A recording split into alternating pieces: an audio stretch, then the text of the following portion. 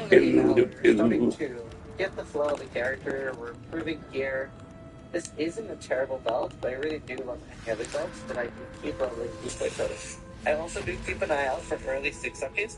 Throwing a few fusings, especially if the league mechanic is rewarding with fusings, is pretty great. Getting an early 5 link can be a very, very big benefit because you can struggle with damage. And honestly, staying in tier 1 maps and alking or running the blue for a while can end up being a huge benefit to you as well. Especially if you're ripping a lot, don't feel the need to like burst up. You should just burst up in levels the most you can. But now let's take a look at the mission. You can see here that I got a 4 joist. Obviously, do feel if I'm a softcore, very, very scary. A tunnel doesn't have any of div cards, but that's the sort of stuff I'm looking for. But all I'm going to be looking for now, I'm going to be thinking a little bit about good bases for myself. Like, do I need more energy shield? Then I maybe will start looking for some evasion ES bases. I still want suppression. Maybe that's not my number 1 priority right now. Maybe I have to wait a little bit until I get pure evasion bases for the suppression. And for the maps and progression, I do have a separate video for that. So between these 2 videos, I hope that gives you an idea of what to do. I will just like keep farming, and like I said, I try to like run up to yellow maps, get a bunch of points early on, have like double essence, etc. And hopefully I can farm some great gear, especially in hardcore. You end up saying the low tier maps for, well, it depends how scary things are, but sometimes the crucible mechanic can end up being really good to work with. So, do that, leverage things like Einar early on, it's really good as well. I always check for like uniques that I might need from him. I use Alva specifically while farming divination cards, so say I'm farming courtyard maps, I really want to put Alva and killer monsters inside that. I don't do a lot of delving, I do quite a lot of betrayal, and I use scary missions a lot, especially looking for full sensitive cards.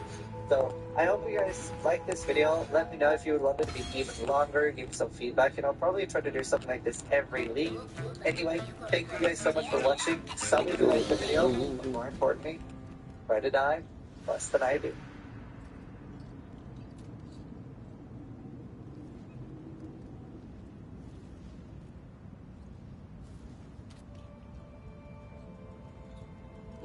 I don't see anything I'm missing. It's one of those things that scares a lot of people off in the game.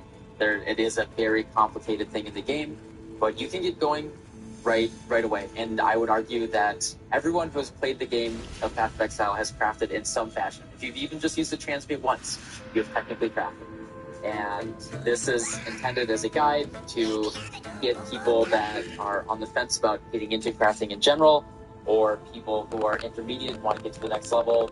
Just help them see how approachable crafting really is and how scary it is not. So let's just get into it. Can't even pop the C. All right, so what is crafting? Well, it's the process of changing some sort of item into another type of item, usually with a goal of improving it. You can even purposely make an item worse if you want to in this game. And the world is your oyster. It is really just the process of using currency or different tools that are available to us to modify an item and turn it into something else. That's really all that is encompassed in crafting. So that's why I said if you've used a single transmute or an aug or an alteration or even a chromatic orb or anything, like if you have technically crafted, there's just a lot of steps beyond that and a lot of strategies that you can use to make more advanced items. And I just want to, we're going to start from the beginning and we're going to go real basic, and then later on we'll get into more specific things. Basic currency, items, changing them, what all is it? So this is kind of the foundation of all of Path of Exile, is the currency, you know, what we use to trade, and that effectively has value for buying things from people on the trade website.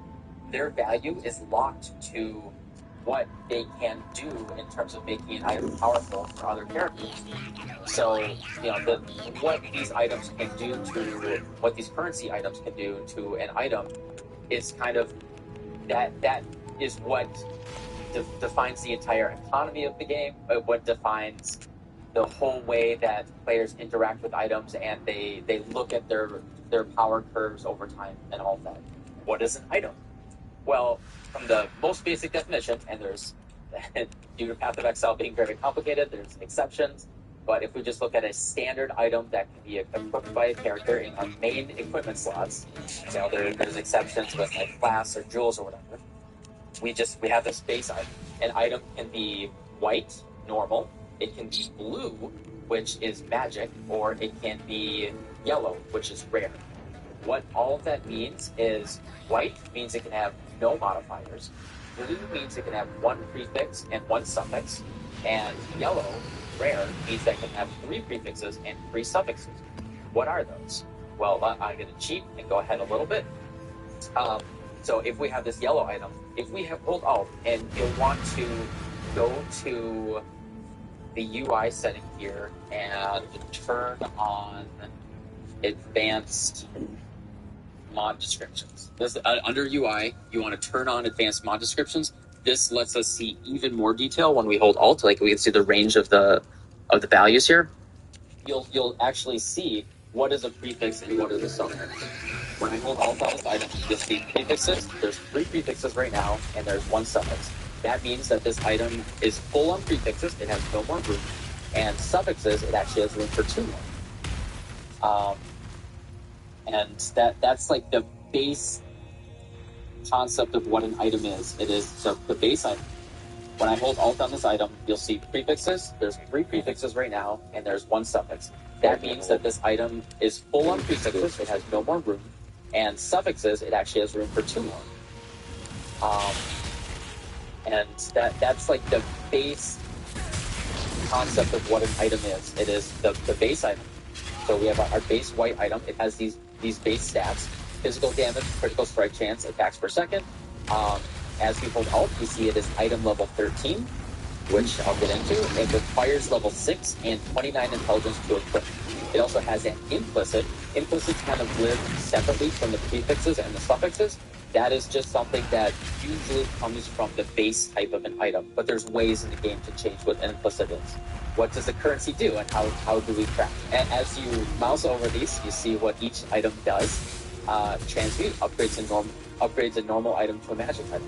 That specifically means that, as I said before, it makes a white item into a blue item. It now gives it the ability to have 1 prefix and 1 suffix by becoming a blue magic item. We see that it has 1 suffix, so by using a transmute, also all of these things that change the state, it will also roll it randomly to give it some modifier that fit within the buckets that are available. 1 prefix, 1 suffix for blue, or 3 and 3 for yellow. Now, the next step on top of that would be an Orb of Augmentation. Augments a magic item with the new random modifier. What that means is if it has an open prefix or an open suffix, we can fill them using the Orb of Augmentation. So we know that there's already a suffix on here. If we use an Orb of Augmentation, it now will fill a prefix because we had a full suffix, no matter what it is. And then there's the Orb of Alteration, which will reforge. What reforge means is keep the state of the item, blue, yellow, what have you, but just do a full reroll of what's on there. There's nothing additional to that. It's just do a full reroll, give me a new item or just give me all new prefixes and suffixes on that item. And you're not guaranteed to have full prefixes and suffixes. As you'll see, sometimes we'll get 1 prefix, 1 suffix, or both filled. It's just random. I picked Pretty Global because I think having an online culture is really great for the lifestyle I live and the best way for me to get an education. This is my comeback. Start yours today at So we got 1 suffix, and then we can aug it again, and then we get a prefix. And then sometimes, as we're rolling, we'll get a prefix and a suffix. Now, the interesting thing you can do when looking at magic items is you actually see the title of it, Adept Goat Horn of the Webland. So what this is, so it's a goat's horn, right? And now when we have our modifiers on it, we actually see that the name of the prefix is smoldering. The name of the suffix is embers. So the name of the item is the Smoldering Goat's Horn of Embers. This could be very, very useful for when you're rolling and you're looking for the name of a specific modifier. You can just be reading the top and just see, like, I'm looking for Smoldering, and you can just keep rolling until you see that name of the item. That is all of the interactions for blue items is Transmute, Aug, and Alteration. Now, these are how you modify. You go from white to blue with a transmute. You can go from a single modifier blue to a 2 modifier blue with an aug, and an alteration will turn it. It will just do a full reforge. Now, a regal orb has a very specific purpose where it changes a magic item to a rare item. As we said before, a rare item means it can have 3 prefixes and 3 suffixes. What a regal orb does is it will take a blue item, either 1 or 2 modifiers, and make it a rare item, and it will add 1 random prefix or suffix to it. So no matter what, we're going to get now if we start from a 2 modifier, we will always go to a 3 modifier with a regal. This can be used for specifically targeting certain things. It's also, if you want to finish crafting an item, you usually want 3 prefixes and suffixes. You can use a regal orb to continue working on your item. When you get the 2 modifiers that you want, 1 or 2 as the blue item, and then you upgrade it to yellow, and then you keep going down the line. So what a regal orb does, it will add a new modifier. Because now there can be up to 6 modifiers, they just give it like a randomly generated name from a dictionary. So instead of being called the smoldering goat's horn of embers and of the student, it just has the name Sorrow Chain, and that is just randomly rolled. We'll see that it added a suffix, which is the tier 8 intelligence. It is now a yellow item, which means it can have up to 3 prefixes and 3 suffixes. I also mentioned tiers. So modifiers within a certain range. So we see tier 8 adds fire damage to spells. What that means is tier 8, like tier 10, I think is about as low as it goes. Tier 1 is the best. And the tiers that we can get are based on the base item that we're working with. We'll get into that in a little bit. These are low tier modifiers, but we created an item. Now, you've seen me use this already a couple times in the past. What a scouring orb does is it will remove all modifiers that it can from an item. So there are things that can block it, and there's very specific tricks that we'll get into later, but for all intents and purposes, for normal usage, a scouring orb will turn an item back to white. This will remove all the modifiers, so if something bad happens, like if your regal orb hits a modifier that you really, really don't want, that is what it is. It just gives you 100%. That's what a scouring orb does. So this is kind of this is our eraser, but this is our clean slate. So conversely, from using the using orbs of transmutation, alteration, rolling up a blue item, and going up to a yellow item, we can just go directly to a yellow item and start crafting from there. So that's what an orb of alchemy does. So this will just go directly to a full randomly rolled yellow item. It will have between I think it can have 3 modifiers, between 3 and 6 modifiers, and they're just all fully randomly rolled. As a little bonus, you can use an orb of binding, which will it will re-roll the sockets. It will give you 3 link sockets on a normal item, on a small weapon, and then larger items it will go up to 4 link sockets. For all intents and purposes, otherwise, an orb of binding is identical to an orb of alchemy. You can use it on maps, you can use it on anything, but do be careful. Don't use an orb of binding on a 6-link item. You will break the links. It is very sad. So be careful about that. Also, orb of alchemy is generally valued more anyway, because this can be used in certain recipes. A chaos orb, which it's effectively what a dollar bill is in this game. This is the standard currency that we use for trading.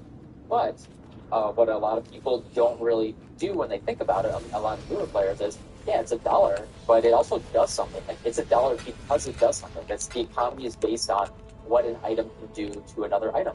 So, or what currency can do for crafting items. So a chaos orb, it does the exact same thing as an orb of alteration, but for yellow items. So as an orb of alteration, we'll just keep reforging and give you random blue modifiers. An orb of chaos will just re-roll an item entirely and give you any modifiers on a yellow item. This can be, so we call that chaos spamming. If you want to just like go for, you're looking for like 1 or 2 different modifiers, you can just keep throwing chaos at something until you hit something that looks decent. Chaos, especially in something like solo self-found, is actually a very, very useful currency for just getting a basic item that you can use. You kind of don't want to do this because these are expensive. So there's the Exalted Orb. So an Exalted Orb is the exact same thing as an augmentation, but for a yellow item.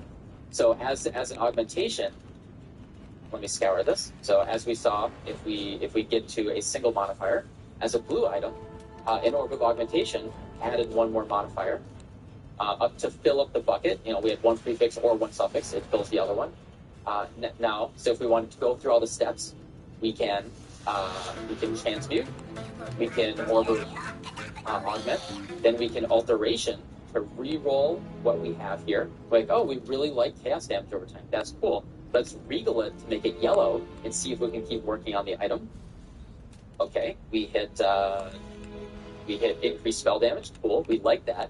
Now, if we want to complete the item, like as for like full basic crafting, only using simple currency, we can use an Exalted Orb, which is worth about 100 to 150 chaos. So it on standardly in a league, like by default, and that just totally that varies throughout the course of the league. It varies league to league. I've seen an Exalted Orb worth between 20 up to almost 200 chaos, depending on the league and everything. And that's because the way the economy works, as I said earlier, is it's based on how useful that currency is for crafting good items.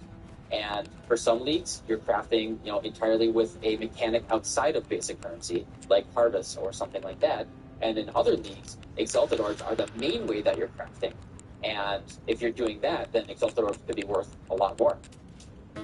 So what an Exalted Orb does is we see that we have two prefixes and one suffix. Let's actually just roll this until we have 3 of one of them, just so I can show. Tim Sheehy could buy the land, but he bought the land around it and cut access for hunters and fishermen. So when I heard he helped run an organization committed to selling out public lands, I wasn't surprised.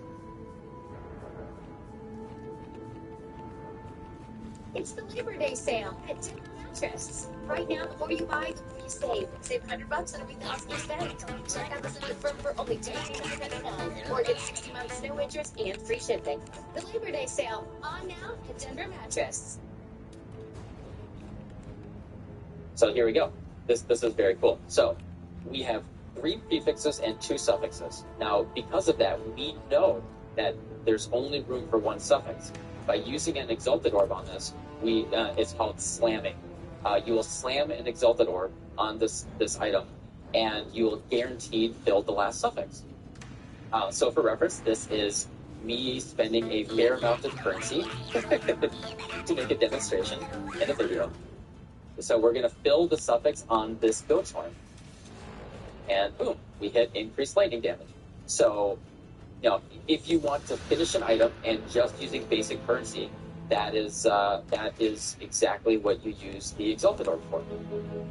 So because Exalted Orbs are so rare, like best case, like a very strong farmer will see just a few Exalted Orbs a day, like someone that's going really, really hard.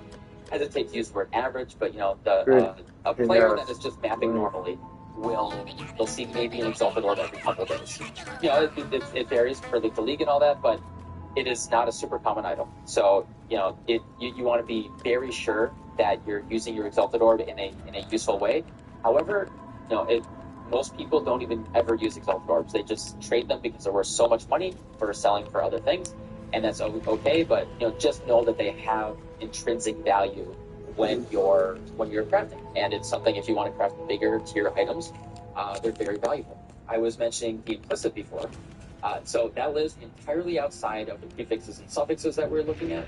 That is the increased spell damage line at the top.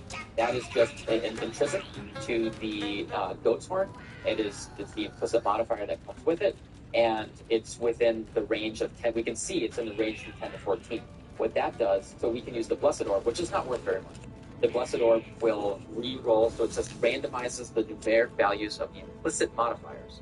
So what that means is it's just randomized from 10 to 14. This usually doesn't cost very much, so we can just use them until we hit the 14%, and then we're happy. So we can see that there's ranges on all of our modifiers here. So 1 to 3 on our fire damage work perfectly, would be 2 to 4, etc. down the line. The Divine Orb, which is worth about 15 chaos, this does the exact same thing for the explicit modifiers. Those are the 6 below the implicit. So we can use the Divines, and you'll see that it just randomizes the value of all of those 6 modifiers. And you can use multiple Divines to try to get as high rolls as possible. The the final thing that you can do, actually, we'll do the sockets. The follower is the final big fun one. There's also quality and socket currency. It changes the quality of an item. So if we use a blacksmith whetstone, improves the quality of the weapon. What that does is if you look at the physical damage at the top, that will go up as I add quality to an item. An item will have 0 to 20% quality by base, and then there's ways to get that higher. So you can see that the physical damage, and that's the only thing that's changing, as I improve the quality and use the whetstone.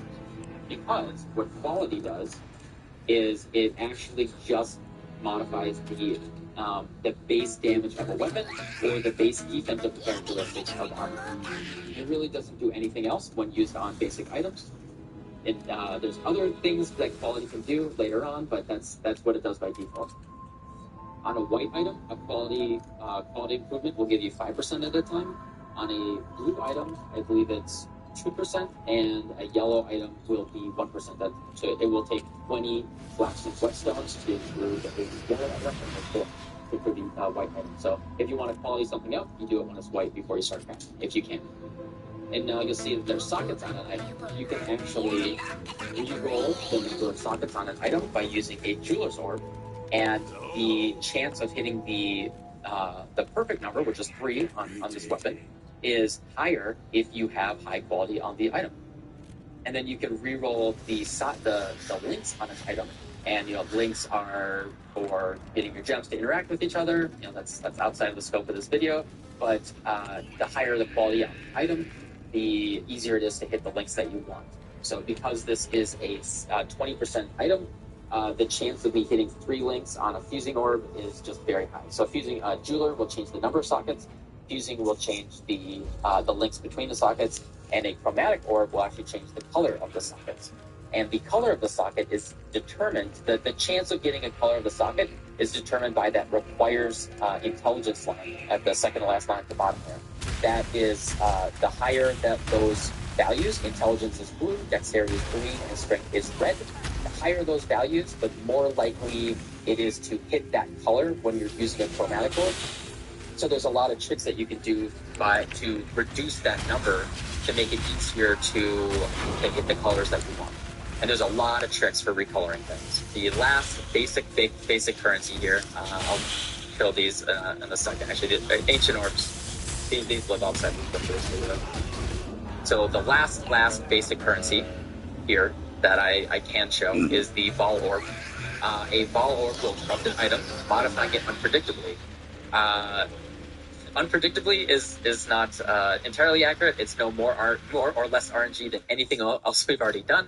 What it will do is it corrupts an item. A corrupted item, for all intents and purposes, cannot be changed, with some exceptions. You can change the colors and links of an item, but that's about it.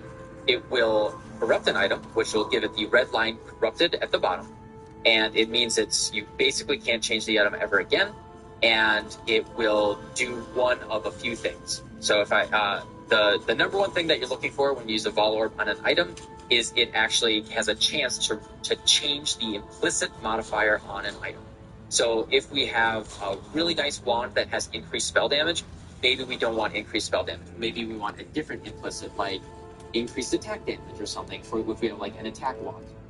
So this is a risky thing. I think there's a 25% chance of changing the implicit, but then there's also like a 25% chance of nothing happening, and 25% chance of it like breaking the end, like re-rolling it entirely, something along those lines. So it's a risky maneuver, but it's like a fun thing that you can do to take a really high tier item and push it into the next level. So if we craft up our item and so we say, oh, this item's really, really good, but I hate the implicit, and I want to risk my item and make it super, super crazy good, I can use a Vol Orb on it and corrupt it. And look, actually exactly what I was talking about just happened. We corrupted the item. The explicit modifiers did not change, but the implicit modifier changed to increased attack speed. This is, if we were making an attack wand, this could actually be really, really good for us. However, now we can no longer modify the item. See, target is corrupted. So, you have to make sure that the item is what you want. and you have a decent chance of breaking the item and making it unusable because you can actually re-roll it and turn it into something totally different. So a Vol Orb is a thing to be used with caution and care. That is a thing you can do for fun, a gamble later on down the road, but it tends to be more advanced strategy. So when I first recorded this, I actually was missing the Orb of Annulment and Orb of Chance. So what an Orb of Annulment does is it removes a random modifier from an item. So, if we have a modifier on the item and we annul it, the modifier is gone. The interesting thing about the Orb of Annulment is it does not change it from blue to white or white to blue by, hitting that level of the bucket. So it is still a blue item with 0 modifiers now. You can use this to your advantage for some advanced crafting techniques. It's a good thing to know. It just removes any random modifier for an item. We call that the YOLO annul because it's just, say we really want to remove this global accuracy, but we want to keep the other 3 modifiers. We have a 25% chance of removing the thing we want to remove and a 75% chance of hitting something we do not want to remove. And so we just close our eyes and we hope we remove the accuracy. And then we open one eye, and dang, we did not remove the accuracy. We removed the modifier that we like, and now the item is bricked.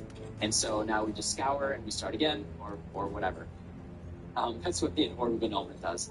There's also the Orb of Chance, which just upgrades a normal item to a random rarity, including unique. As you may know, there are unique items in the game that are they do special things. They have a set explicits and sometimes implicits, I think. I'm not sure. But definitely the explicits on unique items are totally set, and they can have unique ones that don't show up anywhere else in the game. You can use Orb of Chances to try to randomly, and it's very rare. I think I've made like 2 uniques ever in 5 years of playing PoE using Chance Orbs. Using Orb of Chance, it will just turn it into either normal, rare, or unique. And so if you want to try to chance and get a special unique item, you can do that, or you can use a chance item where if you get a really nice base, like a 4-link base as you're leveling an axe, you can use an Orb of Chance and just hope that you make it yellow with good modifiers. At the least, is that no matter what, it goes to at least blue, so you can turn a white item into something that has a couple modifiers. It's either the same thing as a chance view, an alchemy, or a special turning into unique. And then this is what someone will do to try to make a unique item. You'll see that it will be blue. Nothing is given in Montana. It's mirrored. Some folks come here and try to change it, make it harder for Montanans to afford to stay. That's why I'm fighting cause and defending Montana against anyone threatening our way of life.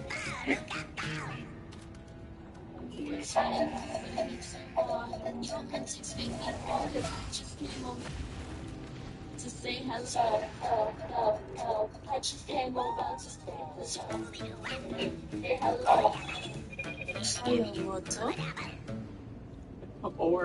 Or the 3rd time in 5 years of playing Path of Exile, I just made a unique item. So you'll see that I just made a unique item with the Chance Orb. Wow, that's crazy. And then once it's a unique item, everything is really set, and you can no longer scour it. Uniques are just set as uniques. So there we go. We just made a Storm Prison. That's very cool. That's pretty cool. All right, so we know what basic currency is and what it does. Now, what about the actual item? Crafting it's about the interaction between the item that you're working on and the currency or tools that you're using. The actual item is it's just as important, obviously, as the currency that we're using. So what is this item? So I went to Act 1, I just bought a simple carved wand here. What is it? So it is a wand this is the thing about Path of Exile. Every single word matters. So here's the thing. If I hit Control-C, I hit Control-C on this wand, I can open up Notepad, and if I Control-V it, this is what the item is. This is a thing built into Path of Exile. It's no external tool. And this is the stuff that Path of Exile sees when it's looking at an item. There's some window dressing with some graphics here, but this is what an item is to Path of Exile. So what is this? It's in the item class wands. What does that mean? It means, so also, here's our first little introduction to Craft of Exile. This will be your best friend when you're crafting. I will not be able to go into enough detail about how to use CraftedXL. I'm only going to use the really basic things in this video. You know, a comprehensive CraftedXL tutorial will be very useful. I would like to work on one, but the developer actually keeps adding new features faster than I could make a video at this point. So I'll do my best in the future. But anyway, so we have a wand here. And this is all of the things that can go on a wand. Now, what else is part of the wand? It is a normal rarity, so we know that it cannot have any explicit modifiers. And then it is a carved wand. What a carved wand means is that it has a specific implicit. So if we click on carved wand, it means that it has the implicit of 11 to 15% spell damage, and it has that amount of crit chance, attacks per second, and the level and intelligence requirement. All of the stuff that we see here comes along with being a carved wand necessarily. And then, in addition to that, all of these things kind of come together, as well as this. So, this is all the stuff that comes by being a carved wand, and by being item level 13. We'll talk about item level in just a second. It has these attributes. Item level. In just a second. Well, here is a second. So, item level. Item level. This is one of the most important things about crafting. What item level means is it determines the pool of modifiers that can go into the bucket of the item. So if you imagine a pool of like all of these potential prefixes and suffixes, and the size of the pool is based on the item level and the base item of what the base of what that item is, and then you just have this bucket of 3 prefixes and 3 suffixes that you can like scoop your prefixes and modifiers out of that pool for. Then that's basically the way that crafting works. So, you know, the little visual demonstration here. This is an item level 10 pool. Here, and then here's like all the little modifiers that are in it, all the prefixes and suffixes. If it's an item level 20 pool, so item level 20, it will have all of these prefixes and suffixes in it. And generally, these are higher level. I mean, they're necessarily higher level prefixes and suffixes. So in the item level 10 pool, for example, let's say you can only get that tier 8 fire damage. You can only get the tier 8 fire damage there. In the item level 20 pool, you can actually get tier 6 to tier 7 fire damage. Tier 6 to tier 7 fire damage is going to be higher numbers. If you want to get those higher level, but notice that the item level 20 pool is also surrounding the item level 10 pool. So you're not blocking the tier 8 fire damage, you're just adding 6 and 7 to the pool. And so as you're going to higher item level and you're trying to get specific higher tier modifiers, you are now opening yourself up to a wider range of modifiers. So it's just necessarily harder to hit what you're going for. And then, you know, when you have our little bucket here that can have 3 prefixes and 3 suffixes. And then we, you know, whenever we're rolling the item, you know, we're using our alterations, we're using our chaos orbs, whatever, it will just, you know, it'll randomly pick modifiers from the available pool for that item level. So if it's just an item level 10, it only comes out of the item level 10 pool. And that's what can go in the bucket. So this is just like the very basics. So, you know, I'm using a chaos orb, I'm using an orb of alteration.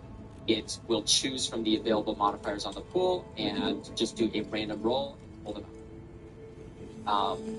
So what are those modifiers? What are the random rolls? How does it work? So if we choose the item level of the item right here, so we are looking at an item level 13 item. So if we choose item level 13 here, we'll actually see so that by default the website is showing all item level, like max item level, all of the modifiers. If we choose item level 13, we actually see it knocking out all of the things that are just no longer valid. And if I open these up, look, it's knocking out all of the higher tier modifiers. This can actually be very useful if you're looking for a very specific thing, like, look, +1+ level to all lightning spell seal gems. This is actually only item level 2. So if you just want these types of modifiers, getting the lowest item level, if you're getting item level 2 on, if you could get that, you could just, you know, get plus cold, fire, and lightning if you want. It does that all at the same time very, very easily, because nothing else can show up in the prefixes. However, you generally don't want to do that. that's a fun strategy for early on. But if you want to get like these high level spell damage rolls or anything like that, you need a higher item level 1, and then it opens up the pool of everything here. However, obviously, this makes it much harder to hit what you're going for. Now, how do you know what you're going to get, and what are you likely to get? So that's what this weight column means. So we can see that in the prefixes, there's a total weight of 86,536, and then each modifier by itself has its own specific weight. So what you can imagine is there's a die roll from 1 to 86,536, and these are all just lined up in order. And when it lands on that number, you know, it lands on, you know, like 14,632, then maybe that's going to get you like tier 7 max mana, right? If you have no other additional crafting strategies where you're going for these certain tags like caster or whatever, which is more advanced, you'll just get a random thing if you're using an alteration or a chaos orb, a random thing from within here, and you'll see like the larger the range, right? So if it rolls from 1 to 1,887, you're going to hit cold damage. If you roll from 1888 to back plus 1800, you'll get one of the increased elemental with attack skills modifier, and then so on and so on. And then that is the basic way that item level affects the modifiers that you get. I haven't gone back for my degree sooner just because, like, I was hesitant. I was worried about being a professional full-time athlete and also trying to do school. Whenever you look forward, you always have those doubts, am I capable of doing something like this? But I think like just being confident and knowing that if I want to, I can. Purdue Global is gonna move me forward through giving me like the platform for a great education. This is my comeback. Start yours today at purdueglobal.edu. What else do we have? Sockets. And then that's it. So this is your very basic introduction to what item level means and how you're going to get different modifiers within that as you're rolling. In addition to that, you'll see that there's these numbers on the right side here. These are modifier groups. What a modifier group means is if it already hits, say increased cold damage, it's in modifier group 1. You can only have one mod of modifier group 1. And so what that means is for example, if you're using your Regal Orb to add one more modifier to your wand, and you already have the increased cold damage prefix, that means you cannot roll an increased fire or increased lightning damage or increased spell damage. They're all in mod group 1. So that means your Regal Orb actually has these blocked out because you can only have one modifier within that mod group. And that is a very basic explanation of the strategy for making sure that you don't hit certain modifiers. All right, so hopefully that was a good enough explanation of basic currency, what a basic item is, and a way that you can look up what the modifiers that are available on that item are based on its item level. Now let's look at our first thing that you can do in the game that does not use basic currency to craft. Well, basic currency fuels it, but it does not, you don't directly use basic currency, and that is the crafting bench. So what the crafting bench does is it allows you to add 1, or in a special circumstance, up to 3, crafted modifiers onto an item. So you'll see that I have all of these modifiers that are unlocked that I can craft onto an item. So if we take this white item, there's one special interaction in the crafting bench, is a white item, if you craft on it, will automatically become a blue item. So there's no restriction there. It basically works like a transmute. But you'll see that I have all of these modifiers here. And on this white item, I can craft this modifier onto this item. And that you'll see that it's actually like a light blue instead of the dark blue.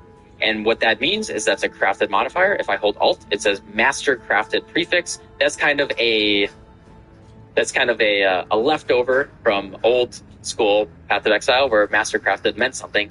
That just means it is a bench crafted item. So that's a bench-crafted modifier that you can put on your item, and it follows all of the standard rules of the crafting. So if we have an item that has one open prefix and one open suffix, so I can aug this, and I know that it's going to become the suffix. Like that's the only available slot on the modifier. It is just a crafted mod. Crafted modifiers have their own mod groups and everything that are shared with the prefixes and suffixes. As I showed earlier, we can craft everything normally on top of this item in addition to it. So you can craft anything that you want onto it. The most common thing that you'll do early on is when you're leveling through the axe, you can use this to very quickly craft resistances onto your item. So if you're very low resistances and you're not capped, you can take any of your items that may have an open suffix. All resistances are suffixes. So we actually don't have an open suffix on here. Our suffix is full. We can regal this, and now since it is yellow, it now has room for 2 more suffixes. We can craft a resistance on here. You'll see that it also costs a scouter to craft resistance on here, and then you'll also see that it removed the prefix that I had crafted. It did that by automatically doing remove crafted modifiers, and then and it is clever enough for us to add that onto the scouring orb. So if we remove crafted mods and then we want to add like fire res, you'll see that the scouring orb doesn't cost there anymore. And you'll see that this is the cost that it will take to do that craft, and some of them expensive. There are some advanced crafts that cost up to 2 exalts at a time. You may end up doing multiple of these at a time to do advanced crafting. It can just bench craft. It can get very, very expensive. But the most common thing that you do early on, if you're in Act 1, Act 2, Act 3, and you're trying to cap out your res, just come to your hideout, go to your crafting bench, and just, for one chance move, you can just toss on some resistance, and you can cap out your res and make your leveling experience much easier. And many people already do that. And they don't consider themselves crafters, but that's really like entry level, beginning, very beginning. This is technically crafting, and it is the exact same tool that we're using, where I do, can 3 crafted modifiers, suffixes cannot be changed, prefixes cannot be changed, doing the advanced meta crafting stuff. It's all the same tool in the crafting bench, and it's stuff that's available. Once you do that, because you're a crafter, if you're crafting, it's really just about that. Getting that data out and getting to that solve. That's really all there is for the basic tool that we have in crafting bench. As I said, it follows all the guidelines that I said earlier, where only 1 prefix on something is magic, and 3 on a pyramid. However, it also so this is a thing where you may have run into this, you didn't know. If I want to craft spell damage, this item already has mod of this type. What that is, the mod groups that I was talking about earlier, if I look at spell damage, it has a mod group 1. And then if I mouse over this, there's so many more mod group 1. If you do a mod group, there is the paper icon, and that means it's a crafted modifier. We'll see that all of these modifiers are in the same mod group as the spell damage group, and so we are not able to craft the modifiers that are in here, let's say with vampire. They are all on group 1, which this is not information that you see again. That's the thing. The developer of Crafted Exile for creating this wonderful tool that helps us see exactly how this is blocked and how. And then that's a way that you can see, like, oh, it's the spell damage that's blocked. So the first non-basic currency style crafting that we can go over is essence crafting. It took me a long time to really understand the power of essence crafting. I don't think it was until Harvest League that I really got into it. And a lot of that was didn't really understand crafting very well until Harvest. While there was crazy power creep and there's been a lot of changes, Harvest League was really, really good for, I think, bringing, at least me and a lot of my friends, bringing us into understanding what crafting was and all that it could do in the game. So what essence crafting does is it will reload. So the higher tier essences can just they're the same as a Chaos Orb. They can just reforge a rare item, so you can just spam them. But the lower level ones will upgrade a normal item to a rare one with a guaranteed property. So that's what all essences do, is they will when you use it on an item, it's basically the same as an alchemy or a chaos orb. So it'll randomly roll a bunch of things on it, but there will be one modifier that is locked in and guaranteed. And essence tier modifiers are generally higher than the modifiers that you normally get. And so essence modifiers, if you really want to craft like the really, really good items, or if you want to just target craft, hey, I want to make a helmet that has, 100 life. If I want to guarantee that the helmet that I'm crafting has 100 life, you can just use a deafening essence of greed like this. You guarantee no matter what, you get that one life modifier, everything else will be random. But if that's all you're looking for, very easy to just use a single one and go from there. But also, that's higher than a regular tier 1 life. We call this tier 0 life or essence tier. And this is actually even a step higher than what you can get normally. And if you want to craft like a really, really good item, then you can start with essence. So the way essence works is it's a full reforged, so there's no way to stop the essence from reforging everything. So when if you see essence modifiers, if you want to craft something with an essence modifier, this has to be the first step. There's no normal way to keep an essence modifier onto an item further on down the road. So say we are starting with this blue item, and we want to, let's see, it says on a weapon, this will add 0.7 to 0.9% of physical attack damage each as life, upgrades a normal item to a rare. So we'll start off with the Weeping Essence of Greed. It upgrades a normal item to a rare item with one guaranteed property. Property is restricted to level 60 and below. That means that we can't craft it on a higher item level item, which is interesting. We see that this is for a weapon. We're going to be crafting on this wand. It will add 0.7 to 0.9% of physical attack damage to each of its life. If this item were, we have to make sure we scour the item first. It only updates the normal item, which is white. What can I do for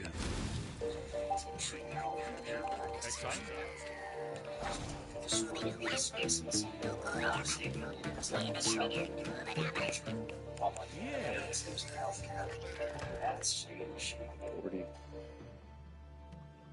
To rare, it will become rare, and guarantees has that physical attack damage to each lifeline on it. Now we can use higher tier essences if we want, because these ones are not restricted to by item level. We can use the Deafening Essence of Greed, and this will actually give us the tier 0 super high tier one, the 1.1 to 1.3 leeches life, and it will re-roll the wand, and now everything else re-rolled, but it now has a guaranteed 1.13% of physical attack damage leeches life. And that is basically the core of what essences are. And if you're just curious about essences, I can type fire, right? And I can just see what does this one do? Well, this is fire damage to spells, fire damage to attacks, on gloves. They do different things across different stuff. So you can just kind of go through the different essences, look at them. You can go to the wiki and just read through what they all do and get a really good idea of how they work. Now there's one exception, or not one exception, but there are 4 exceptions to these normal essences. Now there's the fancy ones. Yeah. I don't know what they're called.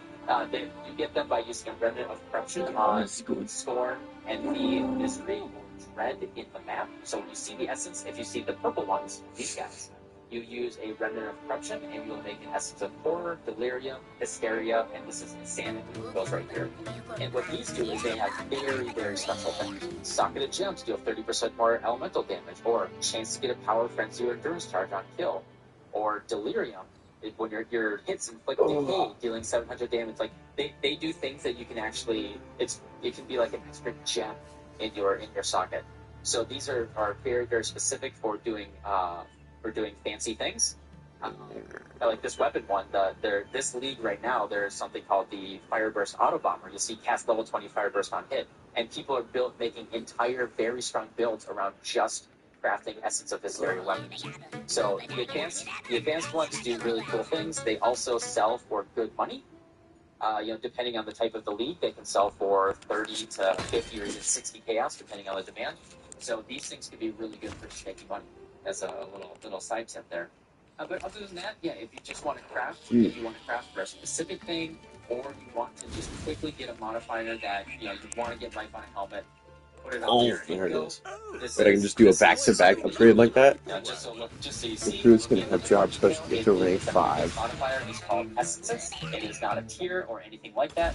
It is just specifically the essence tier. And So 200 more so when business. you're looking at someone else's craft, you can, if you can see It's the not even that bad. I advanced should have been modifiers working on it, on you can this. tell if they crafted with an essence craft first, and that's how you can kind of reverse engineer how someone might have crafted their item. And that's about it for essence crafting, really.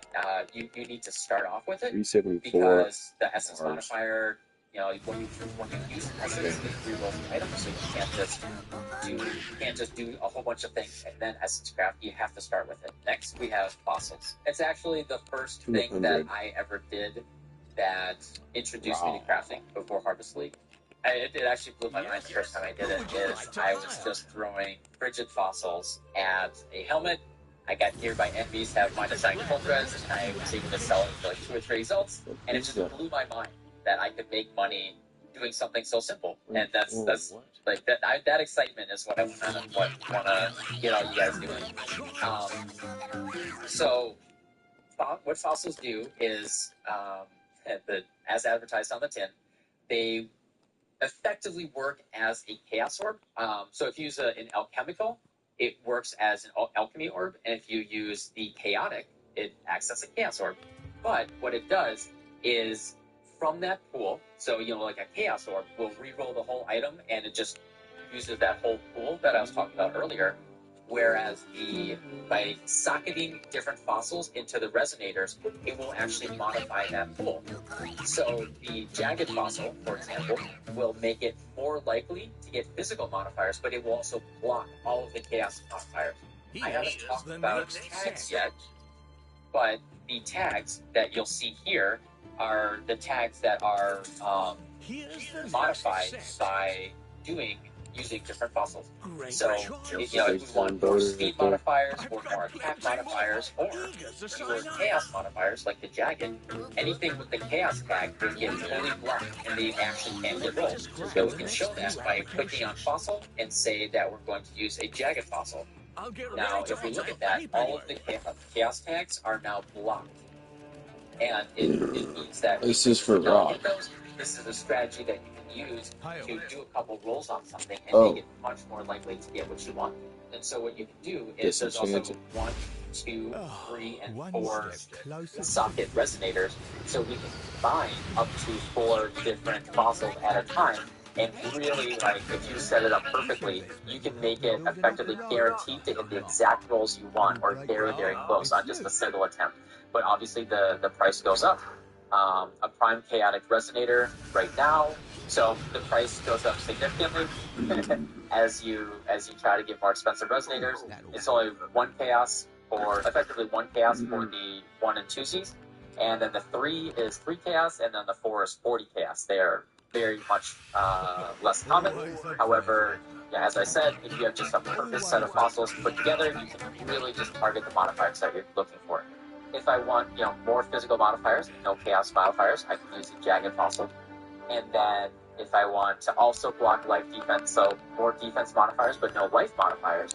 And then, so here's the interesting thing you can do is, where's the pristine fossil? We can also do more life modifiers. So the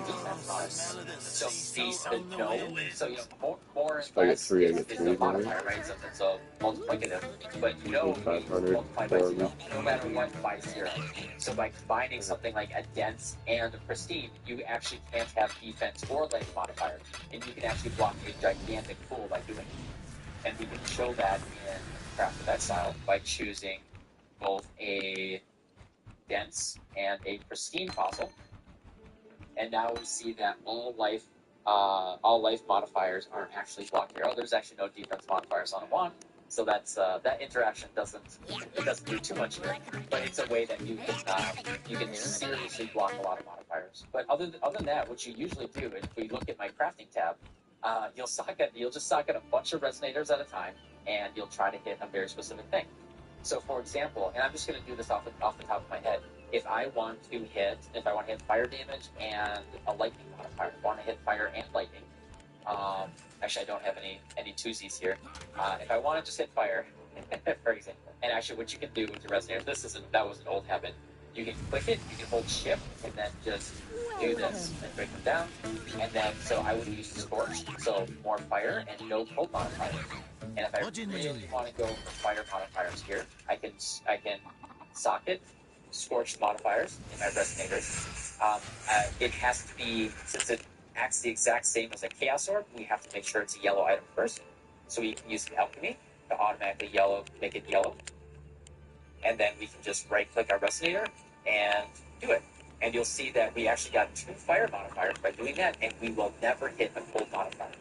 And we would just use 2 or 3 if we want to go for a certain tier. And then we can check in here, and we'll say like, okay, this is actually item level 20 or 19, let's say. And we're going for fire damage. We know at the very best tier 7 fire damage is the best we'll ever hit because it's a low tier item. And we look here and we see that we have tier 9 fire damage. Well, that's no good. We want a little bit better than that. Oh dang, we hit tier 7 fire damage. There we go. Perfect roll. We're good to go. We crafted our item. So, similarly to essences, they're kind of in the same category. A fossil works just like a chaos orb. It's a full reform. So if you're crafting something, and so essences and fossil crafting are actually generally mutually exclusive, because it does a full reforge. So if you start with an essence or you start with a fossil, when as soon as you use that item, if you use another one of either a fossil or an essence, it will reforge everything that's already on it. You lose what's there. So this is always the first step in your crafting. Then you work on it afterwards. So that's mostly what. Now it doesn't matter. These are some more advanced fossils Holy that I can shit. talk about very quickly. So the hollow fossil will Guaranteed give this you an abyssal socket. So similar to a Stygian vise, you can actually get an abyssal socket on like your helmet, your boots, your glove, your weapon, whatever. You can stack a bunch of abyssal sockets if you really want to. If your build isn't gem starved, you can stack a bunch of abyssal sockets that give you a bunch of damage, which is pretty cool. A tangled fossil, which just gives you any fossil modifier. This doesn't really mean too much these days. People don't really consider that. A fractured fossil will create a split copy. We'll go into what splitting is and all that a little bit later when we get to beast crafting. Faceted fossil, this is unique because this is the only way to get more gem modifiers. Everything else, there's no other crafting method that lets you target gem modifiers, and those are the very powerful ones that I talked about earlier.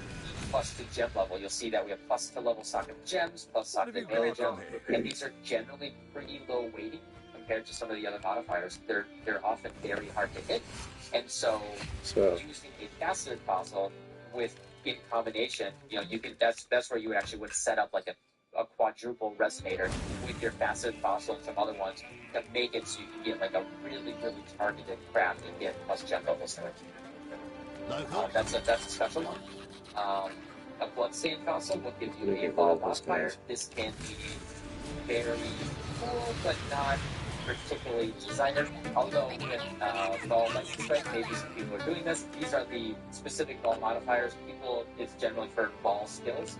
People generally don't value this, but with ball skills getting more popular in 3.14, perhaps this will change. The glyphic fossil. This one is interesting, but it's weird because you can't choose which one of these you get.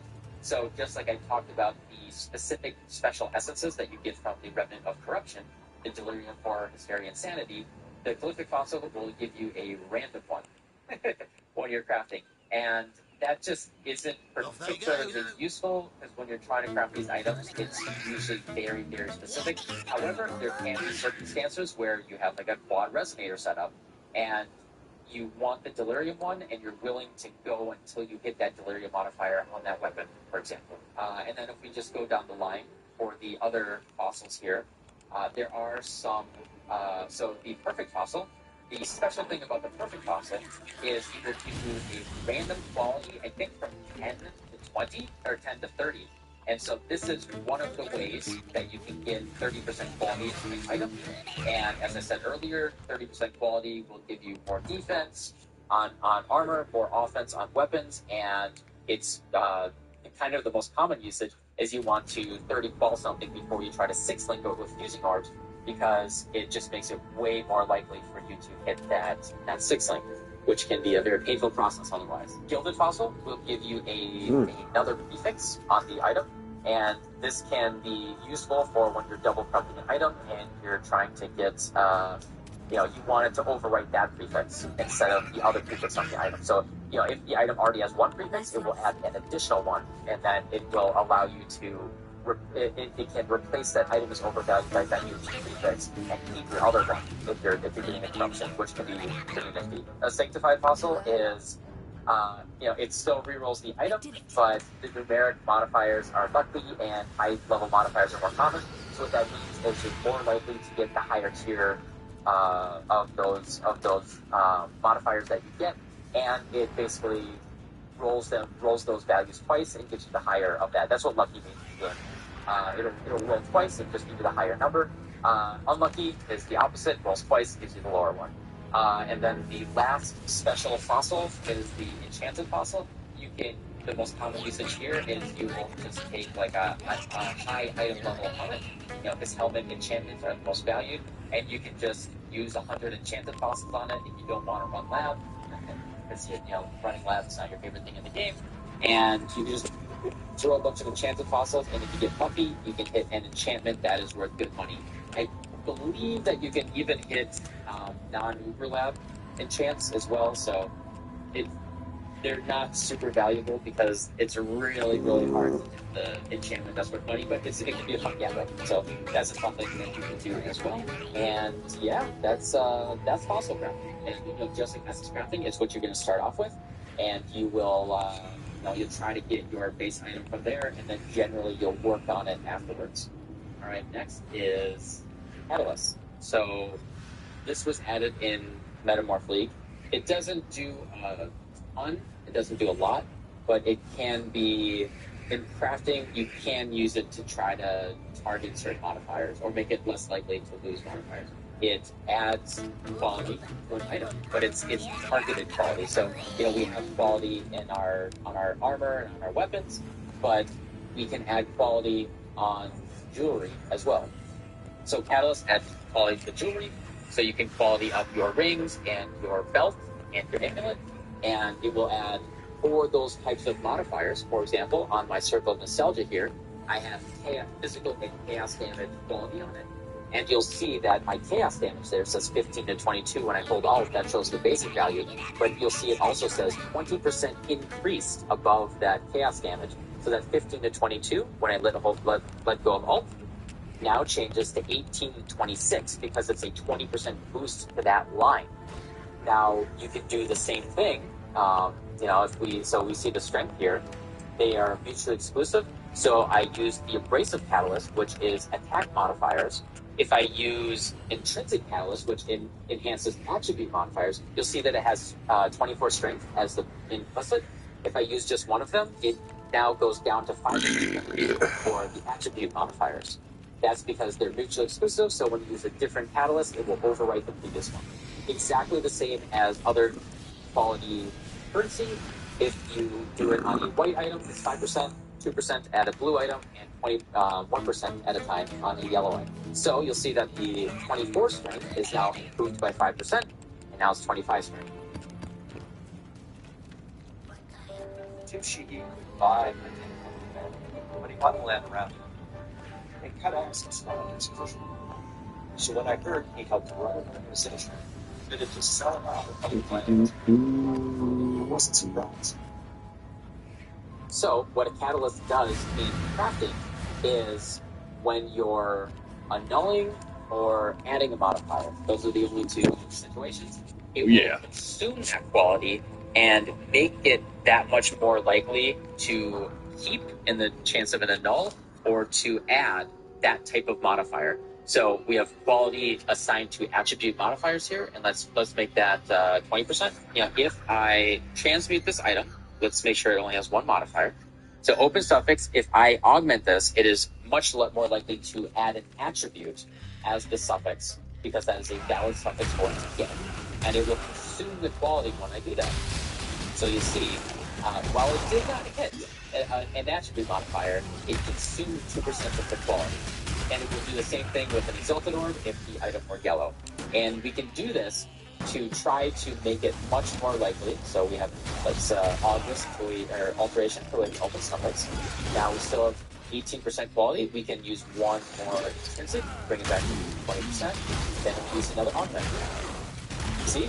There we go. It's not guaranteed, you know, it just makes it more likely. But because we had the quality there, that's probably a good chunk of why we get that strength. Now, if we use an annulment orb, because let's make it back 20%. You know, if we use the annulment orb now, it will consume the quality again and make it less likely for us to lose the strength. It's most likely going to hit that next life. Like that. And it consumed all of the quality, and it made it less likely to hit the max strength. And that's how you can use catalyst when you're crafting. Now, those are, as far as I know, the only two circumstances where the catalyst comes into play. If you catalyst up your item before you start crafting it, and you start using fossils and essences and chaos and all that, you'll see that it doesn't get consumed. If it does not get consumed, it is not affecting the crafting. So it's not just like a bonus that you have all the time. It only gets consumed in those specific circumstances. So, you know, it's nice to start off with that because it only takes 4 to quality up a white item, and then you don't have to worry about it. But also, the nice thing is, if you know you want to specifically target life and mana modifiers on your jewelry that you're crafting, you can fertile catalyst it first, and that way, when you're crafting, if you have really, really good stuff and you have to use an annul, and you want to remove something that is not life or mana, you already have 20% fertile on it, and your annulment orb is much, much less likely to hit the modifiers that you want to keep. Before you start crafting jewelry, consider using a catalyst if you know you might end up in the place where you're going to exalt or annul or something, and you're targeting certain types of modifiers. And that's really all that catalysts do. It's a lot. You know, it's not, I don't want to minimize it, but that's all of the real uses that I know of for catalysts. And then what you can also do is, like, I bought unique rings, and you can just quality them up and, you know, push the value that you get out of those modifiers with uniques. I did forget to mention that it is also affected by regals. Regals count the same effectively as an augment or an exalt for purposes of adding another modifier to the item. So just know that if you are alteration into regal, that regal will consume your quality, and you know, it can be very useful, but you know, keep that in mind if that's your crafting process. All right, beast crafting. This is something that I slept on for a long time. I didn't play Bestiary League, and one of my friends who is a good crafter did play Bestiary League. He actually liked it a lot. And he's always there to remind me of, like, I'll just be chaos spamming an item or something on Discord, and he'll just be like, hey, did you consider using X, Y, or Z in the menagerie? And I was like, oh, that would have been so much better. I think it's really easy to forget what's available in the menagerie, and I just wanted to point that out. So the most common, and I'm just going to point out the things that I use. There are other crafts here, but the stuff that I use the most, I think that never forget that you can add a suffix modifier to flask. I guess I haven't talked about flask yet, so let's do a flask and menagerie section. So with flasks, what's a good flask we can just do? Here, let's do a silver flask. So flasks are, they follow all of the same rules as everything else that we've talked about, but they can only become magic. You cannot make a rare flask. That means you can only have one prefix and one suffix. The most important thing that most people care about on their flask is immunity to curses, immunity to freeze, immunity to burn, ignite, or corrupted blood, stuff like that. And those are all suffixes. And what we can do is guarantee, so we want something that has just the prefix. So we want to go until we have just the prefix that we care about. So we just alteration spam, so perpetual. Sure, increased charge recovery. Also, I used glass blowers baubles. This is the quality currency for our flask. We made it 20%, and now we can just add a suffix to our flask. And so if I want an anti-freeze flask of heat, you know, it's the opposite of that. We put in a flask that has no suffix on it. We do the little craft here. We kill the monsters. Make sure we don't die to any on-death effects.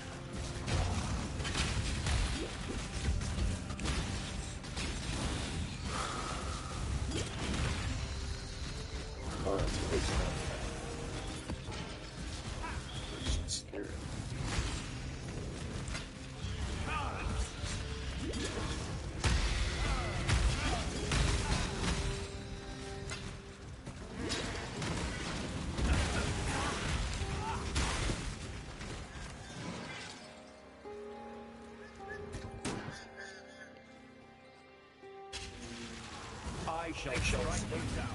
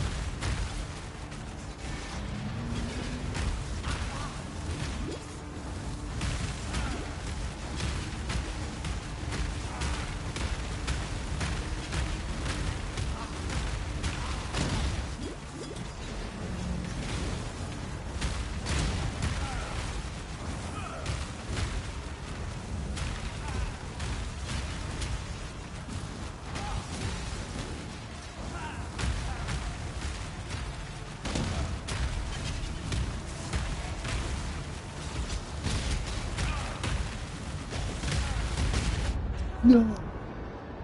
Oh, and what did happen? Okay, so you gonna lose? It's hitting this ice, probably. My existence.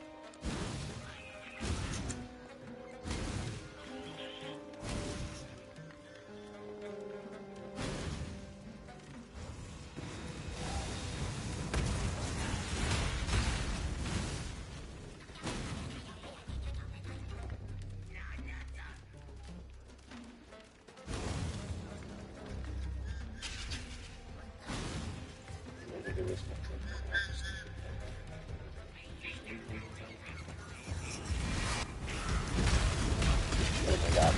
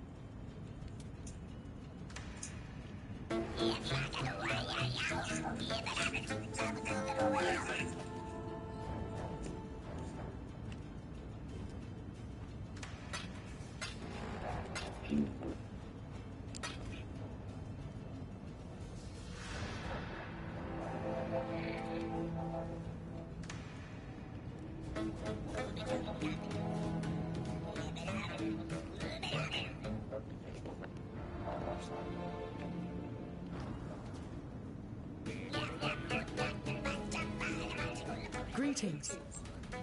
Hello.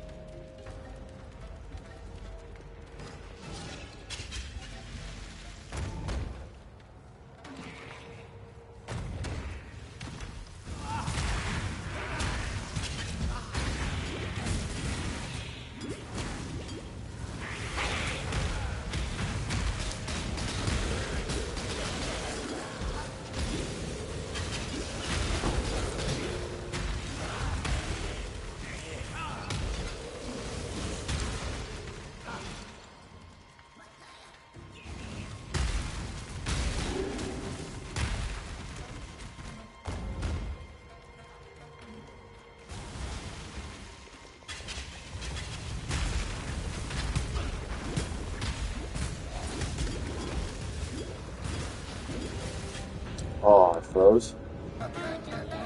I just froze. Fuck, do I have anything to deal with freeze?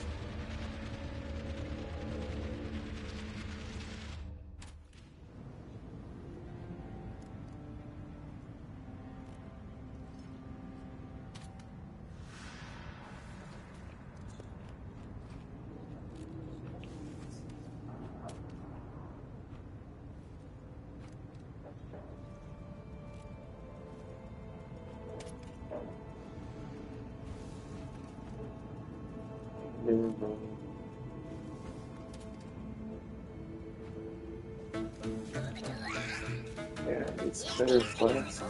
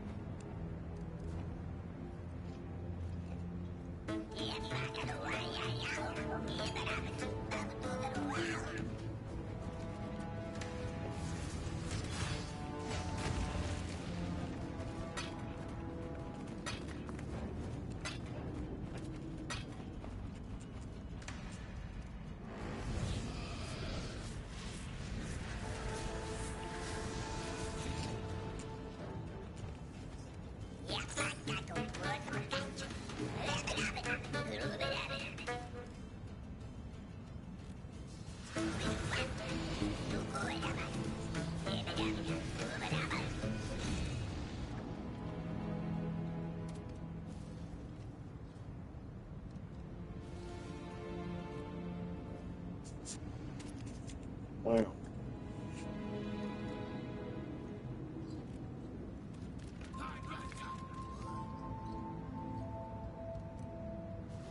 It does have chaos, grit, and life. This much.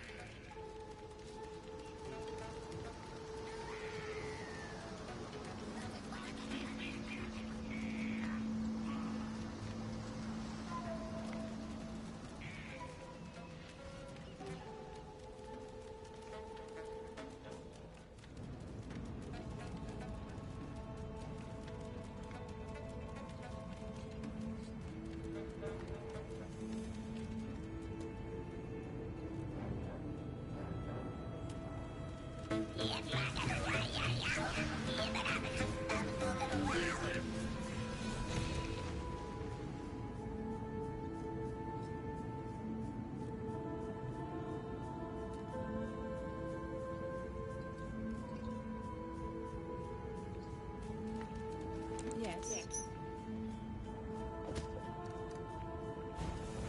I don't quite enjoy waylays.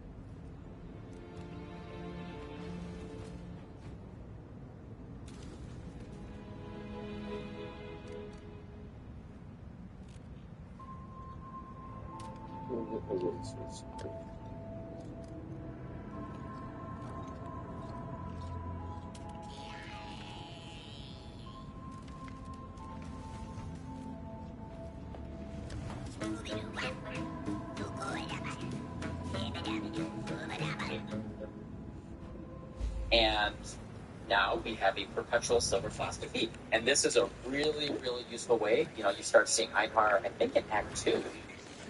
You'll see Einhar then. If you need a specific type of flask that has one of these, as soon as you do your first Einhar, come down to your menagerie and just see if you can add a nice bond to a flask. It can be really good for leveling early, and just never forget it for later on also. Now in terms of more advanced crafting, these guys, so the Ferret Lynx Alpha and the Ferret Wolf Alpha, what these guys do is kind of a target unknown, but also switch the modifiers. So add a suffix, remove a prefix, or add a prefix, remove a suffix. Now, you can't do this unless you are able to satisfy the requirements. You can't have full prefixes and say remove a suffix and then don't add a prefix. So there has to be an open prefix, and you have to have at least one suffix. But you can do this to, say you have two really good prefixes that you care about, and one good suffix and one good suffix and one bad suffix, right? You don't want to lose one of these prefixes. So instead of having a 25 out of 100 chance of hitting the modifier that you want to hit, you can actually make it a 50-50 by just removing a suffix. You know, you risk adding a bad prefix, but there's things that you can do with crafting a new crafting wrench to block one of those. You know, say you have one prefix, you can craft another prefix that blocks one of those mod groups that I was talking about earlier, and then you remove the prefix and you make it more likely to get remove the bad suffix and make it more likely to get a prefix that you don't care if you get, or hopefully you like. And that puts you into a 50-50 instead of a 1 out of 4. And so that's why using the Ferret Lynx and the Ferret Wolf Alpha can be really good. Then there is the creating an imprint. So what an imprint does is you can take a blue item. So this, for reference, this costs about 100 chaos. You can take a blue item, and it will create an imprint of it. Yeah, you have to fight the monsters, so always make sure that your character is capable of fighting the monsters. Now, I have this item, and I have this thing called an imprint. Now, you'll see it's imprinted Cobalt Carved Wand. This it can only be used on this specific item. If you do anything to the item, except for some advanced harvest stuff, you can always use the imprint on the item and bring it back to this state. So say if I rolled a very, very, very hard to hit modifier using alteration orbs on this wand, I can now do all sorts of crafting, and if I hit a step in my crafting that I am not able to recover from safely, I can then use my imprint on it to go back to that. This is a huge, huge boon to people that are trying to do really big crafts off of a modifier that's hard to hit. I did this for crafting bows a lot this week. There's the of many modifier on a bow, plus 2 arrows on attack, and that is very, very hard to hit. So what I can do is start from that just base. I used a lot of alterations for multiple days. I hit that modifier, and then I just I try to work on it, and if I brick the item, I use the imprint, I go back to the blue version, and then I can keep crafting again. Very, very useful. So you can even do more advanced things like using a Crusader's Orb or any of these more advanced things on it. And as long as I don't fracture it or split it, which we'll show splitting in a second, I can always use an imprint to get back to where it was. So for example, I'll regal this, and I could craft on it or anything, right? And so say I did a whole bunch of things on this. I can then use the imprint, and goes back to exactly where it was before I did the imprint. It's basically like a snapshot in time, and you can just say, go back to where this was. Now, splitting. So this is, I hinted at it with the fossils. What splitting is it's actually changed pretty significantly this patch. So it's good that I didn't make this video last patch. Splitting is with the Federal Plague Arachnid. Also, these are the items. These are items in your bestiary. So if I purchase an item from Einhar, these things, they cost 1 chaos, a bestiary orb. Then I can go view my bestiary. And so this is the Ferret Lynx Alpha. I can right-click it and capture him. And now the Ferret Lynx Alpha is in this little item. I can use this to sell and trade with other players. Or just to your bestiary can actually get full. And if if you're over full on too many of the beasts, you can actually just pull them out and put them in the stash. The Fenimal Plague Arachnid, this guy, and then to put it in your menagerie, you right click it. So what this does is it will split an item. So if we go down here, we'll see split an item in two with half the mods on each item. It does not work on influence or split items. So this has to be a rare item. So we reveal it. Now it's a rare item. And what this does is, so by it being a rare item, it has to have 3 modifiers, although we can get around that. So here's just little tricks you can do. Use the Nomen Orb. So because we want, let's say we specifically want to target just 2 of those modifiers. And we want to make sure that the items that we split have 1 of one and 1 of the other. Now we can put it in here, and we will split the item by doing the Fenimal Plague Arachnid recipe, just like this.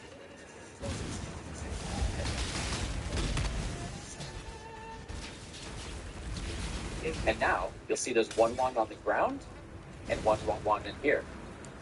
And it shows that each suffix is now on each wand, and you'll notice that it added the split pattern. What that means is you can no longer split it again. There's no way. People were finding ways around it earlier this week, but there's no way to remove that split tag. And by splitting it, it actually became a new item. Both of these are new items as a demonstration in the paint here. So let's say we have the original item here. Now this is our original wand. This guy. So let's spell that a little bit better. This is the original wand. And let's say we even made an imprint, right? Let's say we made one of those imprints, right? Like this. This is a little imprint face. We made that imprint. That imprint points specifically to that item. By splitting, it now made 2 new wands. And these 2 new wands they're no longer viable for that imprint. This item no longer exists. This item is gone. By splitting, this item doesn't exist. You cannot use the imprint on it. You cannot go back to that imprint. And now you have 2 brand new items that you can do whatever. So you can imprint these items, and they can't be split again anymore. But this item, you can imprint it. You can do everything. It is effectively a whole new item, and you created it with you splitting those 2 base modifiers in half. So a kind of a neat thing that you can do for split items is, say you made a 6 white link bow, right? Like a really fancy 6 white link bow, and let's say you even got 1 really good prefix and 1 really good suffix. You can make 2 new 6 white link bows, and each one has a good modifier on it, and you can maybe sell that or craft that from there. Make that imprint each one of those, craft them individually, or sell them to someone else, where a really good base has a good modifier on it already. So that's what you split for these days. And you can split anything in the game. You can split a map. You can split, you can split bow. You can split anything. Those are the big modifiers here. There's also the Cross Hellion, which reroll mod values. That is effectively just a divine. Just using the divine orb on it. That is it for what I use Harvest Crafting for. So if you're starting from a very hard to get modifier, you can get alteration orb until you get it. You imprint it, and then you can work from there, and you can just keep buying imprints, using it, and crafting from there. If the amount of time and alteration orbs that it takes to get that modifier are more than your value for that chaos or 1 result that imprint cost, that's probably the right way to go. Or, if you're crafting, you can even use this on cluster jewels or whatever. Say you have one good prefix and 1 good suffix and 1 bad suffix on a cluster jewel, right? You can do the paired wolf alpha, and you can 50-50 remove that bad suffix and try to get a good prefix. And if you get that good prefix, that is, and most likely there's a good chance that prefix is becoming notable, right? Let's say there's a prefix and a suffix, and then a bad suffix. If you remove that bad suffix, and you have a good chance of getting a notable on that prefix, you just made possibly a 5 to 10 adult plus cool little printing. That's I use those for cluster gold a lot. So that is that's primarily what I use these areas for. All right, this is I guess the first advanced topic. this is influence, synthesize, and crafted items. I'm treating this in standard because it's very expensive and I don't see anything. And yeah, that should give you a clue that this is the type of crafting where you don't get into this until you like. This is when you're ready to spend at least a couple of dollars. So influence, I put synthesized and crafting in that same category because they are all mutually exclusive. So what that means is we have our base item and it can have an additional modifier that counts as part of what the base item is. You'll see if I mouse over these gloves, they have you'll see that white wings on the top. That means that they are emote items. And you also see that it has like the icy glow behind it. These gloves, that you see that has a Crusader icon and it has the lightning, like the bear and lightning. What that means is it's influenced by that conqueror. The only thing that it really means is it expands the pool of modifiers able to be on that item. So if we go back to 80 zone plate marks in standard, it's pretty crazy.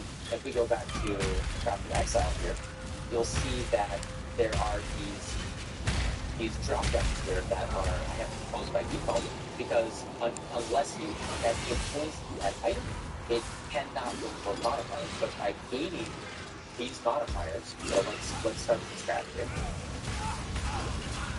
So we are crafting gloves. They are int glove. They are redeemer int glove. What that means is now, in addition to all of these modifiers, we now also have these ones, and especially what GGG thinks is more valuable. They have a much lower weight to roll. So some of these can be particularly hard to hit because we have both the original 59,000 prefix, in addition now we actually have 65,000. And we want to get that 500 weight out of there, and there's no tags on it or anything. It can be difficult to hit these things. And there's a number of strategies to hit them. The number one basic one would be have Redeemer Glove, Alteration, Alchemy, do all that type of stuff.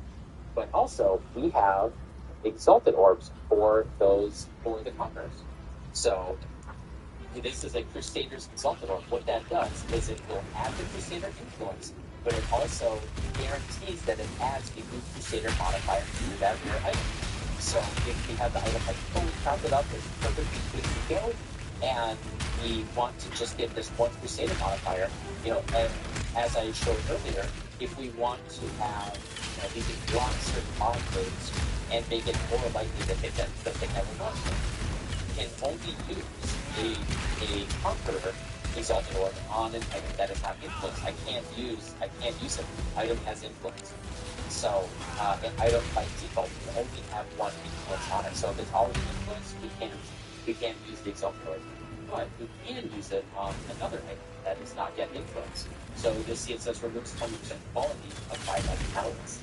So as I was showing earlier, we can catalyze jewelry and make it even more likely to hit the certain modifiers that we're going for. I don't play standard, so I don't. I'll find my catalyst here. So if we want, what we can do is we can look at Crusader jewelry. We go to Amulet, and we look at Crusader here. We can see that increased intelligence. Perhaps we want to get increased intelligence. So to make that more likely, is we can craft up our item. Let's hit it with an alchemy. We want to make sure it has open suffix. Actually, we want to use the intrinsic catalyst first, and then we alchemy it. Make sure it has an open suffix. It doesn't. It uses a couple of chaos orbs. Okay, it has an open suffix. Now, and in fact, it has tier 3 intelligence on it already. If we remember, there is not a mod group that's blocked there. The intelligence by default is a mod group 10. Now we can go back and hit it with the Crusader's Exalted Orb. That will add the Crusader's influence to it. And we see that it actually added a prefix because we had an open prefix. I did not block the prefix before I did that. That was a mistake. Let's do that again. Let's keep the mistakes in there. That's the thing, right? So if you have an open prefix, you're not guaranteed to get a suffix. Okay. So we have another Crusader Orb that'll attribute it up on its Amulet. and let's see, open a suffix and no open prefixes. So the prefixes, they are full, so you're guaranteed in the suffix. We have quality attribute modifier. And if we look here, that is the only Crusader attribute suffix. It has a pretty good weight. So we have a decent chance of getting increasing health. However, there are 2 tiers, so we have to worry about that. Let's see if we hit it. We did not.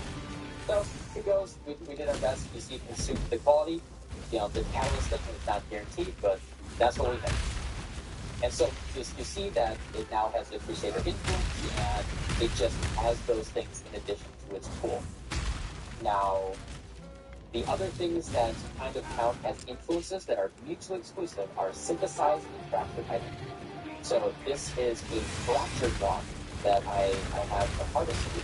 So you'll see that the prefix there, Freemason, is kind of a gold color, kind of a dark gold color. What that means is it is fractured on.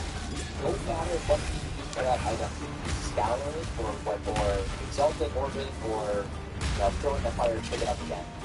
That modifier is locked on permanently and not removable. This can be very, very useful for crafting a very difficult to craft item. So as you saw what we can do with imprinted item. So instead of imprinting it, you can fracture that modifier on there, and then you don't even have to worry about imprinting it. You can just chaos band and try to get additional stuff in it instead of like carefully building up imprint. And that makes crafting a lot of people do this with bows, with pivot bows. They get the +2 arrow instead of they try to fracture it on, which is a harvest craft that you can do here. Oh, these are old ones that you don't get anymore. So you get a harvest craft that will say fracture either 1 out of 3 prefixes, 1 out of 3 suffixes, or 1 out of 5 quota modifiers. So you need to have at least 3 prefixes or suffixes to do those, or 5 quota modifiers, and then it will pick from one of those. So you have a 30%, 1 or 3% chance of hitting one of those prefixes, and etc. for the other ones. Those are very uncommon to get these days in League play, so they cost about 10 exalts on a trade site to get. But if you hit that fractured base, then you can craft up from it, and it's very, very easy to craft. It is mutually exclusive. You cannot have a Redeemer-influenced fractured item. They are all mutually exclusive from each other. So if you want to craft something that has an influence modifier, you have to make sure that you're not doing anything that you want. You can't do fracturing for that craft. Similarly, you can get a synthesized item. So it's effectively a new base item. So it still says diamond ring, but it's basically not a diamond ring anymore. This was a diamond ring, and the image still is. But if you look at the prefix, it's no longer on a critical strike chance. It is -1 to mana cost of skills, and that is it's just an implicit modifier. You can actually get up to 3 implicits on a synthesized item. They come from synthesis maps, and by the gods and by the death of gods, you still live. I don't know what you did. Very, very valuable synthesized bases, like Frenzy Charge. Why ask? You shall be rewarded. Power charges as well. Stuff like that. So there could be Some of the members we have come across that if it drops, you can sell for they would come back from the dead. I don't have any better way of putting it. So that's another thing that it's just the game is just new implicit. All of the explicits are totally open, crafted up. You killed But Chikari. again, this is mutually exclusive with any other influence items, not additional things that you do with influence items. So all of the influences are Taper and Elder, so they kind of live outside the number stuff. There's no bonus for those, so they have to drop that way, or there's a harvest craft which or influence on an item. So you can take a Crusader item and change what that influence is, give it a full reward, and maybe you turn it into a Shaper or Elder influence. And then so there's a and there's also double influence items. So if you look at my boots, you see the upper left, there's Caratania, the Redeemer, and the upper right is Al-Habib, the Hunter. So that just, as I said before, is adding influence adds to the pool of modifiers that you can get on that item. Now, you would have to go with this, and you will have to use the weight yourself that consider us to combine those two. What that will do is it will take one influence modifier. So if you have 3 influence modifiers on each item, you'll pick one from each one. If you really destroy, you whenever the awakening starts, you left click on one item and then you left click on the other item.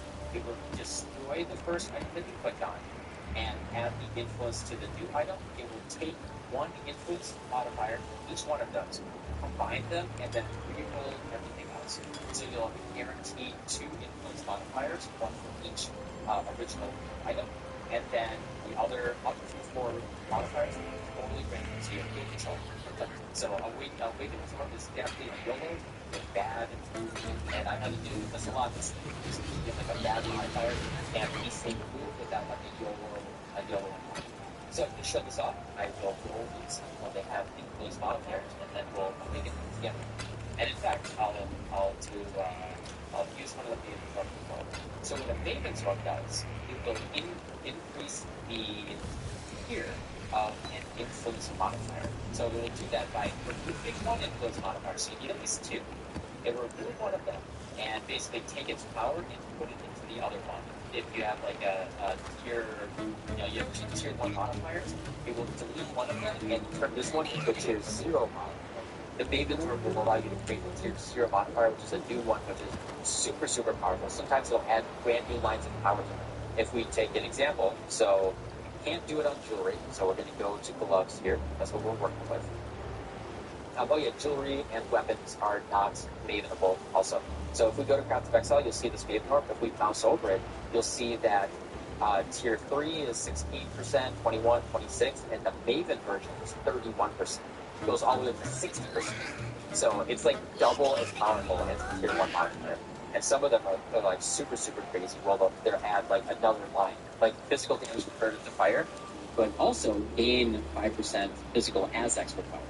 It'll add like a whole other line to go through it. So you can do really, really cool things with that, but it does just increase the tier by 1. So if you have a tier 2 modifier, it'll just bring tier 5, so increase that whole thing more. And you get to make an elevated modifier. And they cost, currently they cost about 4x in heat and 8x in standard, so these things are not cheap. So what it has to do, so we have a goal where you have 2 modifiers, and we can tell if something's an influence modifier because it would just have to be redeemers or of redemption, hunters of hunter, stuff like that, elders, eldritch, paper of shaping. You can tell very easily by the name of the modifier here. So we see we have adds full damage if you dealt a critical strike, prefix modifier, Well, so look who it is. 2 redeemers modifiers. Alright, and that'll be that. So we have redeemers prefix, tier 2, so we really hope we don't elevate out. And then we have tier 1 suffix, global chance to bind enemies on hit. If you have more than 2, it will remove 1, just add that power to one of the other ones. Ideally, try to do anything targeted, you'll try to do it off of 2. So we're going to use a Maven Orb. This is the Got some goods in town. We're going to use a Maven Orb on these gloves, and we hope we elevate the global one. So you see that you're one of them. Unfortunately, if there's the global glove, now you get to see the pain of using a Maven Orb, and it turned to tier 2 Redeemer's Prefix to tier 1. We have no other Redeemer's mods on here, so this is a viable base for now using the Awakener's Orb. Now on here, we want to just go for one Crusader modifier. Alright, we have tier 1 physical. Oh my god, I got a Divine Orb. So what we want to do is, if we look at these 2 gloves, they're both item level 85. There it is. Well, it's not even an exotic. Physical damage, critical strike, and the physical I damage. don't have any exotic. We'll combine these with an Awakener's Orb. Everything else will be totally random. You have no control over it. This is a 100% gamble. We make a base that has 2 modifiers that we know we want, but everything else is kind of up to chance. So this is the base we want to destroy. So we right-click the Awakener's Orb, we left-click this, and then we left-click this one, and then we look away. No one look right away. And then if you look at it, it built a whole new item. So you'll see it's Crusader and Redeemer. And if we hold Alt, we see it has the Crusader prefix and the Crusader and the Redeemer prefix that we had. And in fact, it wrote another Crusader prefix, tier 1 max both heads, which is actually pretty cool. But then everything else on this gets totally random. Totally random. So this is now an item that we can continue to craft up. And but there's a chance that this ripped. Now, if this did rip, what we could have done is on the base, so this is the item. This was the What can I do for you? If we had imprinted it, so say it was a white item, or sorry, a blue item, and we had that elevated David mod on it and everything, we could use an imprint. We could use the Federal Plate of Ratners that was basically kind of and make that imprint. Even after we took the Raven Zone, we could use the imprint. We couldn't get this item back. The Crusader item is gone. So we would go back to the stronger Demon item that still had that physical damage that we dealt with physical strike recently. So if you get if you have like a really nice item that you spent 8 exalts with a Maven Orb, and you have that nice mod that you want to keep, and you're just throwing another item into it. We've got a promising list of And then picks. if your Awakener's Orb is really bad, like you get Dexterity and Intelligence, just use that imprint. You lose the Crusader item, but at least you don't lose that Maven Orb, and you can just keep. Let me just grab the So next that's few how you- applications. that's how you- I've been far too much time here. It is what it is. Now what we can do, just to show a little bit of something. Unfortunately, they're all prefixes. I'll get right But on that if paperwork. you really don't like that cold res. Here's the next set. Right, we have another Maven's Orb. The Maven's Orb will choose one of those 3 to destroy. I'll handle It their will inductions elevate and make that right the away. 3-0 Maven modifier. So if we use a second Maven Orb on this, it will destroy. Let's cross our fingers and say we want to remove the cold res. It's not a good Great choice. physical damage to attacks, but it gave us elevated Crusaders, physical damage is extra lightning, and physical damage for its lightning. Like that's I've got very, plenty very more powerful eager combo. to sign There's up. one and elevates another one. And if there's 3, 4, 5, 6 influence modifiers, it's all random.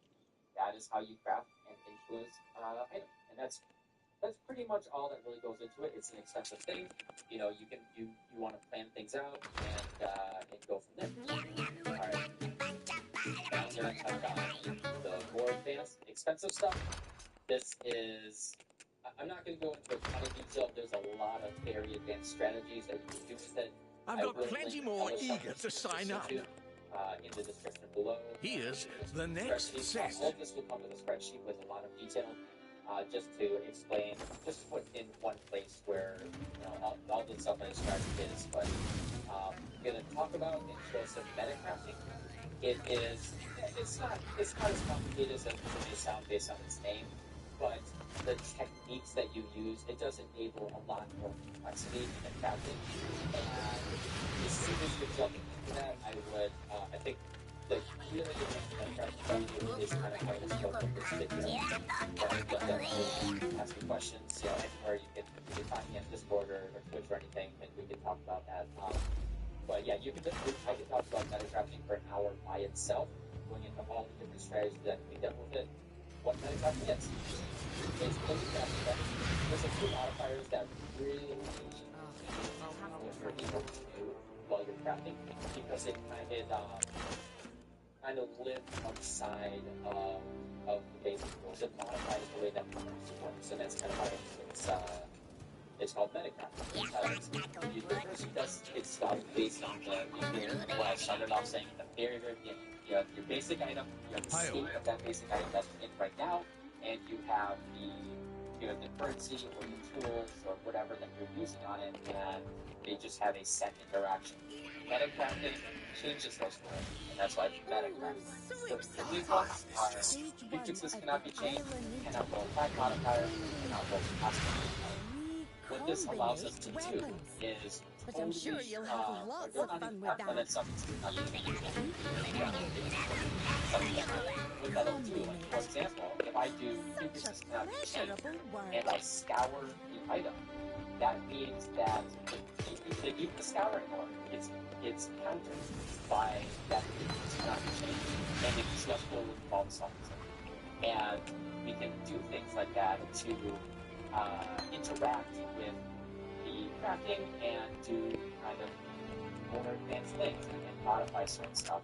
So, for example, if we have these boots, these books, so let's try to YOLO and all something. Let's try to YOLO and all something. Oh, hello. Have even we though I don't care met? about this item, I I would be always sad if forget we your lost the face, elevator. as they say. Right? So we I'm can do Isla, your prefixes local not be changed. engineer. I specialize in Right? contraptions, Put that in here. devices, inventions, And and now, gadgets. if we scour the item, the prefixes will all still live. Place equipment in And the we just recombinator. clean the suffixes. Light It's an matches easy with way to light. just like clean the The suffixes machine will and break equate the it. objects down into Another their thing constituent components, is then try use to fully reintegrate them prefixes as cannot be one changed and fresh new suffixes cannot be piece. changed It's with simply and has genius. recrafted modifiers. And that will allow 20 us years ago, to when I was in my first year, a certain high... that will allow I us heard to about Arif. do really This place is going to... so that costs 6 results. Just doing that costs 6 results. But what this means is we have one open suffix and one open prefix. Hi-yo. We use this to additionally fill some prefixes and suffixes and make sure that when we slant something, like let's say I have one more suffix in there, I can do that to safely fill the suffixes without filling them prematurely. And then I can slant the result in there and make sure that I get the prefix of all the suffixes, right? And then, if you're super saucy, you can YOLO a null that can have pre-crafted modifiers, and hopefully remove that, and that opens up another suffix that you can slant something else. Certain things do not respect the metamods stuff. Essences don't care about your metamods, and fossils don't care about your metamods. They just live outside of that. This is just for annulls, exalts, harvest crafting as well. Will versus harvest crafting will respect your metamod. So like the advanced crafting that most people do today is some sort of interaction between harvest crafting and your metamods. And so a lot of it. There's a lot of what the advanced crafting is these days. The other things that I'll give him the word. are will attack or custom modifiers. This is very, very useful for very, very specific targeted things. So if you have a bow with full prefixes, let's see if I have a bow. Here's a bow. Let's identify it. All right, so we want a bow with an open prefix and full suffixes. Here we go. Perfect. So this bow, if we roll, cannot roll attack modifiers. It is a suffix. We have full suffixes. We have one open prefix.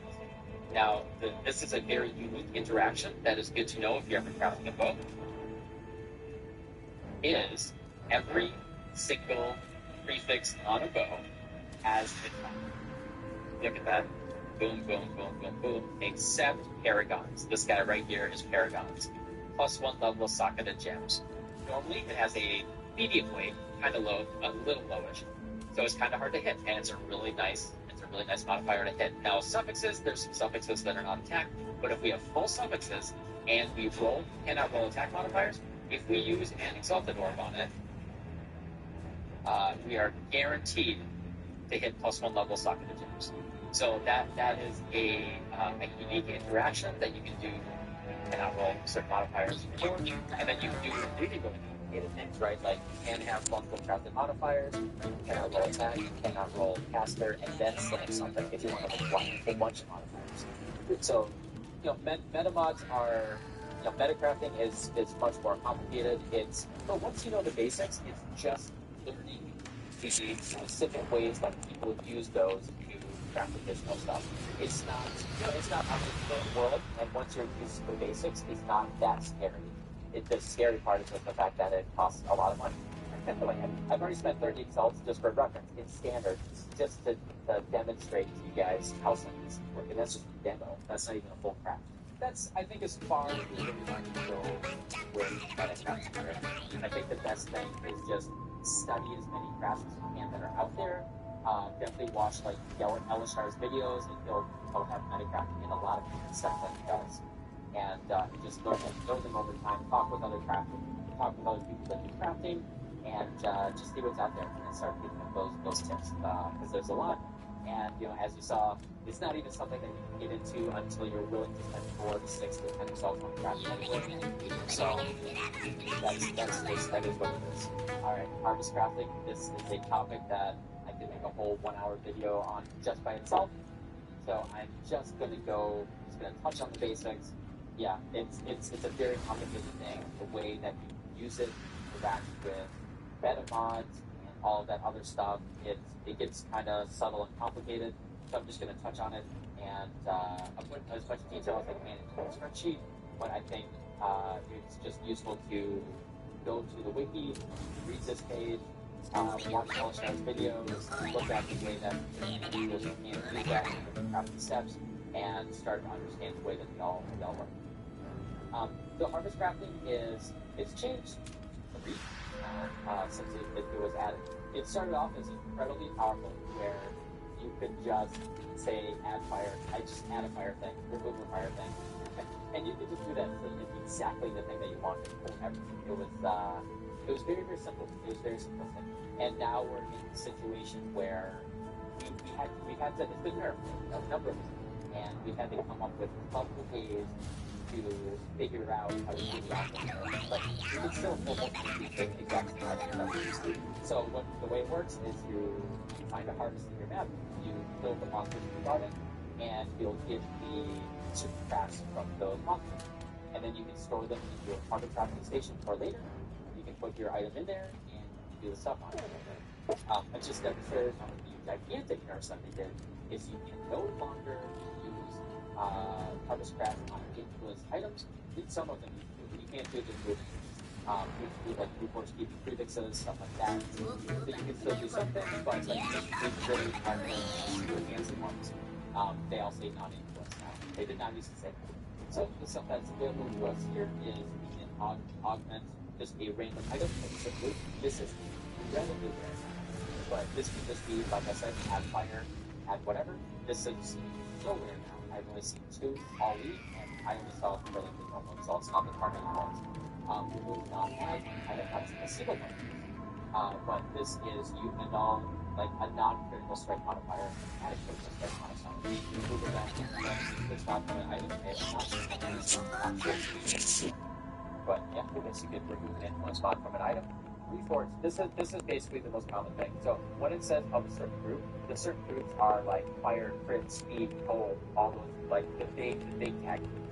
And so what you can do is guarantee 1 or 2 mods. So you can do a reforge, and so as I talked about like the meta mods earlier, this is like the unique kind of interaction here. So it's prefixes kind of change. Reforge fire. So then I guarantee nothing's going to get added to my prefixes, or rather, if there's an open prefix, it can still add one. But it will remove all the suffixes and guarantee within the open modifiers something fire will show up. And then there's also an improved version of that says reforge guarantee, but also more common. If you want to get more than 1 fire modifier, for example, you want to do the one that's more common. We call that reforge plus. The upgrade magic items to rare items, bring on mods. This one's not used very often. So this is very, very valuable. They sell for about $1 if you're trading with people. Reforge a rare item with more or less likely to receive the same mods. There's some interesting tech here. It's kind of more advanced. So reforging a rare item, keeping all prefixes and suffixes. You know, if you, for example, if you do the awakening work, right, and you just put it together 2 good suffixes, you keep those suffixes, and you can just, if you get bad prefixes, you can do that to just clean out the prefixes, and then bad suffixes on the chain, and, you know, reforge fire or something, and try to get a fire prefix, and you can do steps like that to try to finish an item after your awakener level. And that's like a very common thing on stuff right now. Super, super useful. Change the modifier that transpired older lightning resistance into a similar one. You know, this is good for just fixing your res and getting too much lightning res on your items. Change one lightning fire, something like that. The other thing is there's a temple mod on gloves, which is lightning res, but also against shock targets. You can change that one to fire res, damage against ignited targets, and or cold against frozen targets, right? Or chilled targets. And so like that's like the one not advanced really good trick that people are doing to make the temple mod more valuable. Or, you know, if the temple mod drops on a pair of gloves, you can just change it to the one that's got more valuable that you want. Then you can enchant armor or weapons with better things. So like if you don't care about what quality does that weapon, the spellcaster one, and then you can do spell damage or fire damage or whatever instead of or increase AoE. And that's actually one of the more valuable ones. Increase AoE for quality instead of just what is it gonna start? Big things for real. Very bad. That's just quick overview of Harvest, the interaction between Harvest and the meta mods that I mentioned before, that's where all of the really, really complicated stuff goes into. I'll probably make a video about just that type of stuff, but because I was going through this already very long video, I really wanted to make something that's just, here's the basics, getting into a little bit more advanced stuff with influence modifiers, but here's to get you up to speed. Like if you're scared of crafting and you have been hesitant to hop into it, here's the basics that if you learn that, at least you can watch videos and you know what they're doing, and you can say, hey, I don't have the currency for that, but I know how it works, and maybe next week I'll find a way to make enough currency and get into that market or get into crafting items for myself. So 2 days later, here. That's one thing previously, and that is the brand new Veiled Chaos modifiers. So, as part of the trail, Veiled modifiers have been in the game for a while. However, just in this patch, 3.14 Ultimatum, they kind of got a little bit of a makeover, and they're way better now. So previously, you could unveil modifiers from your item, from things that you picked up, from doing Betrayal, and they would be the same tier as what you could actually craft on your crafting bench. And those were modifiers that you would target farm, like minus mana cost on your skills, or trigger socketed spells. So this patch, they reworked a lot of it. Trigger socketed spells is actually weaker now, but if you unveil it on that item, it's actually a higher tier. Some of them are as good as they were before this patch. So trigger socketed spells, for example, on a weapon, it used to be every 4 seconds, and now it's every 8 seconds, unless you unveil it. And then it's every 4 seconds. So what does that mean by unveiling? Well, they added something called the Veiled Chaos Orb, which, much like a Chaos Orb, it allows you to just do a full reroll on an item, and it will have one Veiled modifier. That Veiled modifier will come from the pool of mods that you can get from unveiling on June, and they are actually a higher tier, and they're actually, some of them are special, and they don't show up anywhere else. So if we look at Craft of Exile, under all of the influence modifiers, there's actually Veiled modifiers. So these are the ones that June can unveil. Some of them are very good. I'm a big fan of the power, endurance, and frenzy charge ones. These are really, really nice as a way to get those charges on your character, or even just to get a little boost from just having +1 hit. There's also the big thing that I really like is I'm a big fan of trying to cap out the Chaos Res in every build. With a lot of the stuff that they've added to the game over the past few weeks, there's more and more Chaos damage than there used to be. For example, fighting Al-Hazmin or fighting Cirrus, who does 20 always damage for each Chaos. So you can get these nice hybrid ones that give you 20 of an element and Chaos Res. And you can get that by getting a Veiled modifier on your item and then going to do it. There's 2 ways actually to get a Veiled modifier on an item. It is using the Veiled Chaos Orb, which will just full Chaos Reforge and give you just exactly one Veiled modifier. However, if you have Ashley in your research safe house at level 3, she doesn't have to be the leader. If she's level 3 with 3 stars and you run Katarina, in that safe house after you will get an instant slam, is what it's called. So it's tier 4 action. That's a new thing that was added in 3.14. And a tier 4 action will actually give you at least 1 Veiled modifier, or a small chance, I've only seen 1 out of like 20 this whole week, a small chance of getting 2 modifiers. And some of them are really, really powerful. For example, that's how I crafted this ring. Is I actually had 1 open prefix and 2 open suffixes. I ran the tier 4 Ashling, and it gave me that minimum endurance charges and the cold and chaos rep.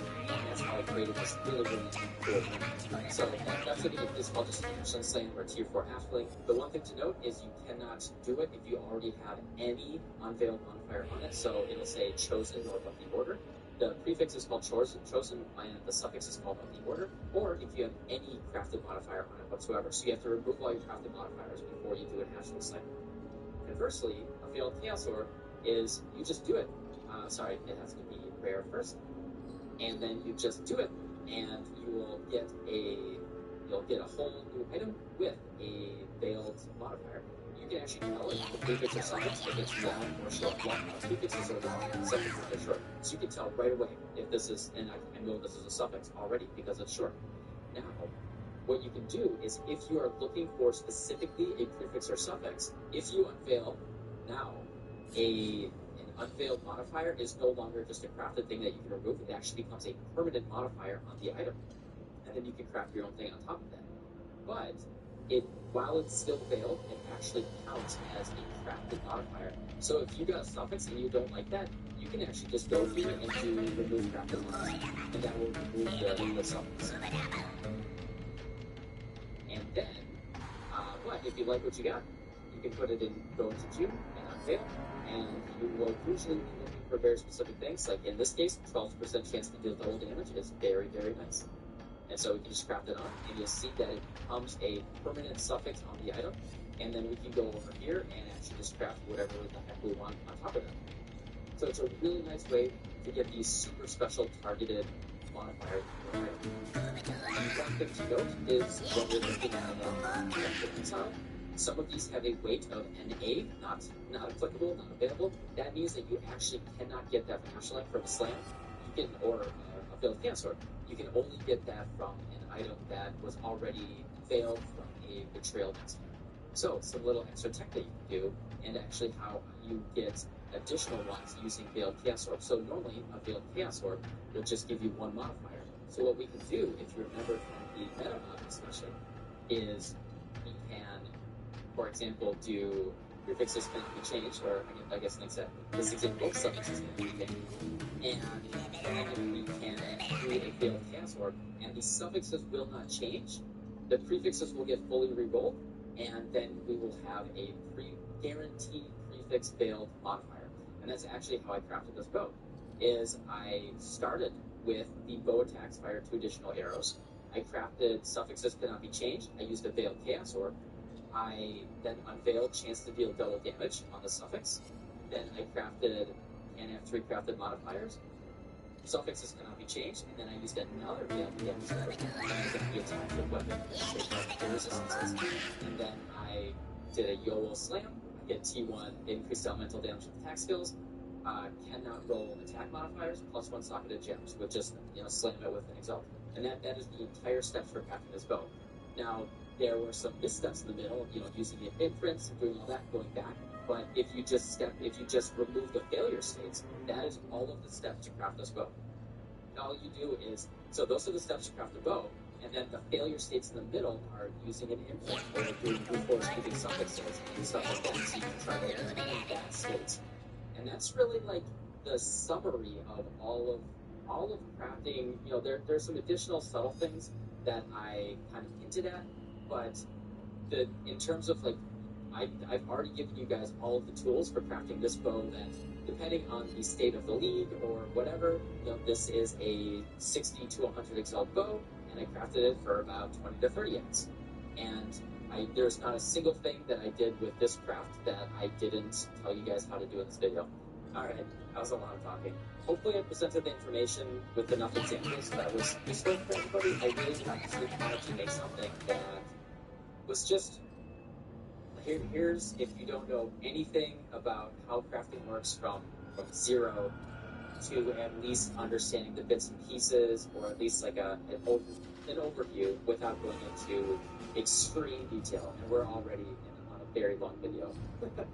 I want to make something that you can reference, like if you have a friend that knows absolutely nothing about crafting, they're scared of it, they can just sit here and watch this video, and hopefully it's not too boring, and pick up enough information to get on the right foot of this crafting and be able to get ahead with crafting. So the big thing is I'm also making a spreadsheet that's going to have all of the detail in here with links to different crafting exile things, to the wiki, with picture examples of different crafts, stuff like that. And you can reference it and share it with people. And the most important thing that I want is crafting. I played this game for about 5 years now, and I basically didn't craft for the first 4 years, and I think that was to my detriment. And I really want people to feel comfortable hopping into it and not being scared to spend some of that currency. You know, because the currency has the value on the market, people might be scared of doing it. Maybe even just make a solo sell-down character, so you're forced to use that currency. If, like, if you can't get over that hump of just like, hey, I'm going to spend 20, 30 chaos, just spamming on something and see what I get. So hopefully I encourage people to craft. I really want more and more people to craft. I think it's good for the game, it's good for the community, it's good for the market overall, right? We're having more good crafts out there and just really, really helping for the game overall. So yeah, if you like this video, thank you. I just sat here and talked for a number of hours, and I hope I can edit this down into something that is super digestible and nice for y'all to watch. So if you liked it, you know, let me know, and I would appreciate any support for that. And hope to see you next time.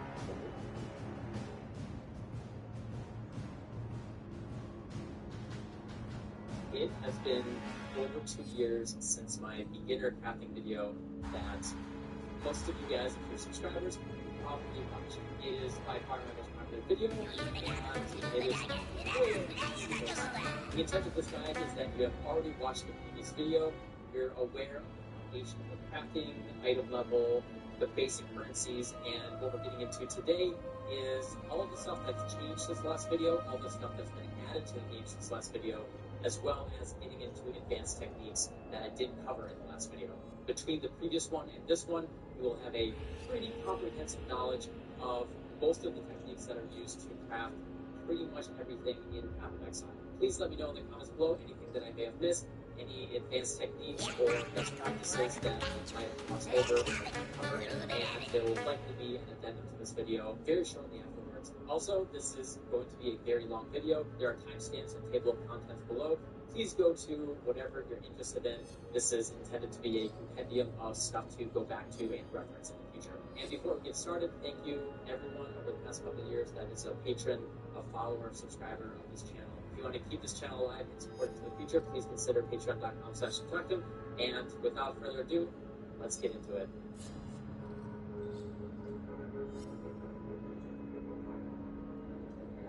So we're going to start off with what's changed since the previous video. First thing that changed is the Orbit Dominance. It used to be called Maven Torp, used to drop Maven, and then they renamed it, and now it drops from Cirrus, Uber Elder, Shaper, or Regular Elder. None of the functionality has changed, they've only changed what it drops from. Next up are catalysts. I still get occasional people coming into my Twitch chat asking about, hey, should I catalyst this before I exalt it? And unfortunately, or fortunately, it just changed. Previously, catalysts used to influence the percentage chance that exalts and annuls would allow, would make a mod show up or add weighting to it. So you can add like fertile catalyst, or you can make it more likely to exalt or effective on the item. That has just gone entirely. Catalysts are just something that you do to add a little bit of quality, boost the mods that are already on the item. Does not change crafting whatsoever anymore. And then the very big change is failed mods. This changed immediately after I made the previous video, but failed mods before used to count as crafted mods, which meant that you could just go to your bench, type in remove crafted mods, and just remove it entirely. That way you could safely add it with Ashling or with a failed chaos orb, and if you didn't like it, you could just remove it, and it wouldn't risk fully filling in the prefixes or the suffixes. You can see that there's no one which means that if you have like 3 full prefixes or suffixes, and the veiled modifier is one of those, then we're kind of in a tough spot trying to annul that off. The big change here, however, is because it's not a crafted modifier, we can actually craft modifiers onto it as well. So previously, this would count as our crafted mod, and then we couldn't craft anything, we would just have to unveil. But the nice thing here is now we can block before the unveil. So what we can do to influence what we're going to get as an option before the unveil is we can go to the item here, we go to Path of Exile, click one-handed weapon, Scepter, and we can scroll down, and then scroll down here to failed modifiers. Because this is longer, you can see that the text here is really long. We know that this is a prefix. A suffix is really short. A suffix is only like 4 or 5 characters wide. We know that this is a prefix that we're going to unveil, and we can see that by holding Alt over it. Then we can look in the veil modifiers here, and on the left side is the prefixes, right side are the suffixes. And then we can look at the weighting of the different modifiers in the mod groups. So this is the mod group on the right side, these numbers right here, and we can add up the weighting within those mod groups as the chance for that mod to show up when I go to Journey with that veil. So for example, we see a lot of the number 1 right here. which means that I can craft any of these modifiers and it will block all the one mod group mods, which means that I can craft one of these modifiers that will then block everything else. So I can mouse over this and I can see that at the very bottom here, you can see the hammer and the blueprint icon that means a crafted modifier.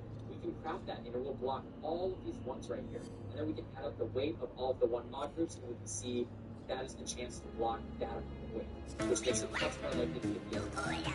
These ones that say NA, unfortunately, don't show up from a regular failed mod. Those only show up if it comes from doing a safe house or filling cat arena, something like that. So you don't have to worry about these ones that say NA, but all the other ones can show up. So if we want something that is in mod group 1, then it looks like we want to block mod group 3, then we can block 1500 weight right here. So we can see that almost all of the weighting out of a total of 11,000 right here, almost all of the weighting is mod group 1, 1, 2, 3, 4, 5, 6, 7.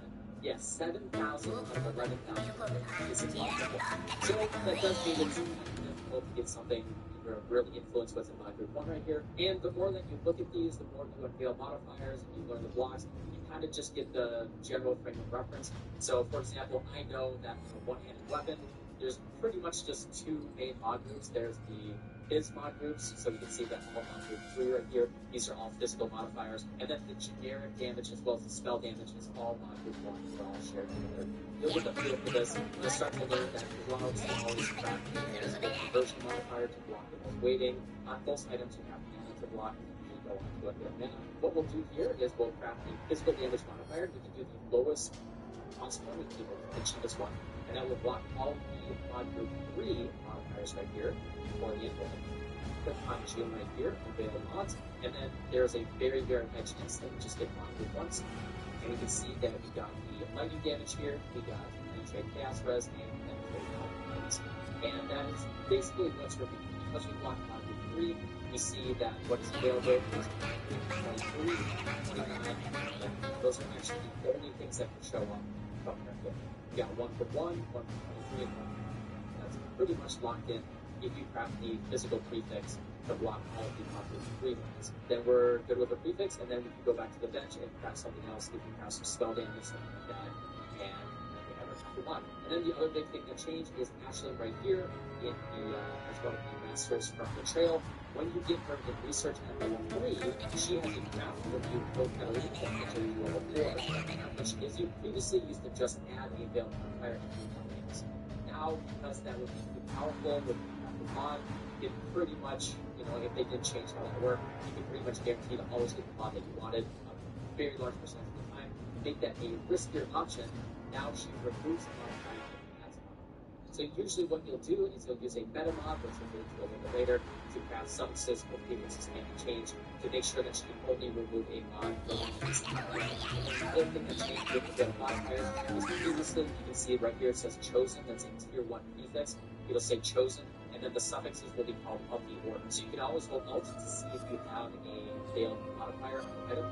Prefixes are called chosen, suffixes are called of the order. You can only have one of those at any time on the item. Previously, you could have multiple, you could have one in your suffix, and then do suffixes can't be changed, failed castle, you get another one in your prefix. But with the changes to the way that failed mods work, you can only have one at an item at a time. So if you have one in your suffix and generate one prefix, it will actually say cannot generate modifier. And I can show you an example of that in an expensive way very quickly. So we have an open suffix right here. So what I'm going to do is craft prefixes can't be changed. What that does is it locks in, and we'll get into meta mods a little bit later, but what it does is it locks in the prefixes. They cannot change no matter what I do, as long as that modifier is still there. So if I try to use a Veiled Chaos Orb, a Veiled Chaos Orb has to re-roll the suffixes, leave the prefixes, and generate a new Veiled modifier. Because we locked in a chosen prefix, a Veiled prefix, we will actually say could not generate mod. I can't use the ability. So right there, could not generate mod, failed to apply item. And what that means is just can't make a second failed mod on an item. And those are the big changes since the last video. Most of them are just about failed mods. They work very, very differently after that rework in 316, 317. But they've been the same for a few weeks, so hopefully no big changes after this video. Alright, now into the meat of the video of what's here. We're going to start off with this video of currencies, the base currencies and building up from there. However, you'll see that we have a new tab. pretty much everything is here. There's a couple things in here that we'll go over a little bit later that don't really fit in this category, but there's a new tab here called Inside, your currency tab. If you don't have the currency tab, I do recommend getting one. It's probably your first thing that you buy, but you'll see that these are all brand new. Pretty much all of these are brand new since the previous video, so we got a whole bunch of stuff to go over. The only currencies that existed in the previous video were these ones, the Conqueror Orbs, the Orb of Dominance, previously the Maven's Orb, and the Awakener's Orb. So one of the biggest changes that happened in the last 2 years is they added a set of influences. These are the Eater of Worlds influences, as well as the Searing Exarch influences. So our previous influence items, as you can see right here, we have Shaper and Warlord. These influences are mutually exclusive with the new Eldritch influences, which are the Searing Exarch and Eater of Worlds. Those are the Eldritch ones, and the other ones are the Conqueror ones, including Shaper and others as well.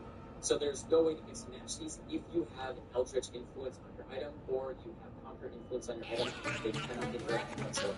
Which also means that a Conqueror influence item does not get access to the new Eldritch currency, which we'll be getting to in just a second. So Eldritch influence comes from running maps that have Eldritch influence. Fair enough. We have Searing Exarch here, as well as Eater of Worlds.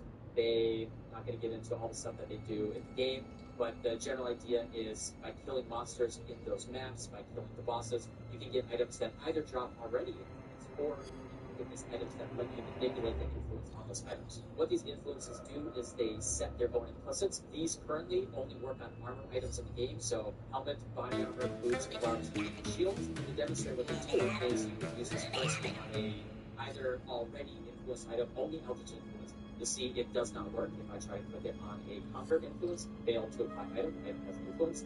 However, on a non-influenced item or already Eldritch influenced item, I can use one of these Acres or Embers, which have up to 4 tiers. We see that they have Lesser, Greater, Grand, and Exceptional. There's also 2 more tiers in addition to this called Exquisite and Perfect. What I can do is put it on this item, and you'll see that it added a new implicit on the item. If we hold Alt here, it says Eater of Worlds implicit modifier Lesser. That's how we know we use a Lesser Eldritch Acre to give this a Eater of Worlds influence. And the nice thing is we can have one of both. So then we can also use a Lesser Eldritch Ember instead of the Acre, and you'll see it'll add a little red glow to the outside. We can put blue and red. That's how you know it has both of the influences on it. And then we can see Searing Exarch implicit modifier Lesser.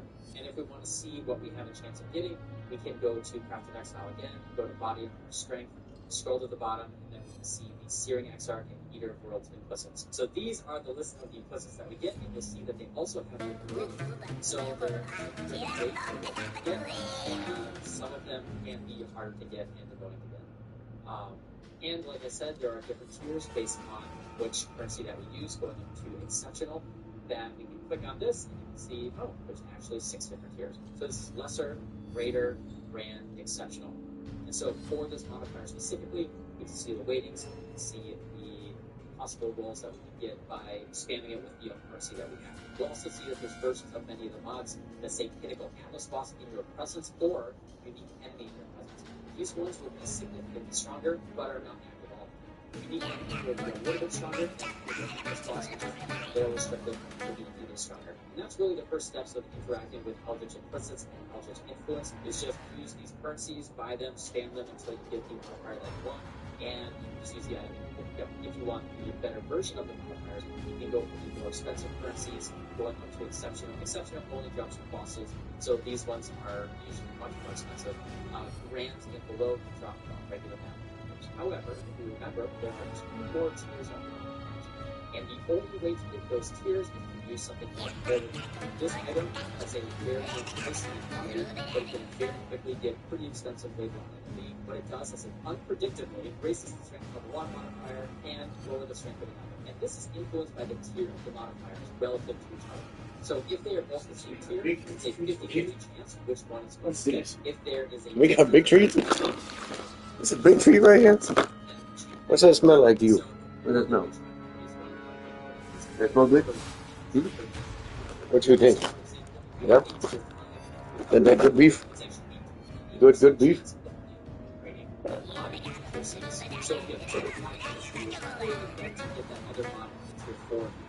Makes it easier to get that tier 5 and tier 6. Getting all the way from the perfect modifier can get very expensive, and unless you're going for absolute min max, this is not a great modifier that people do.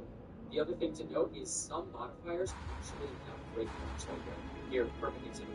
So you can see that MX actually has two tiers of 2. So even though you win one orb of conflict, you will see no change. So what we're going to do to show this example is I will go here. So you can see that we have a tier 1 Searing Exarch and a tier 3, which is Grand of the Eater of Worlds. And then when I use an orb of conflict, one of these will go up, one will go down.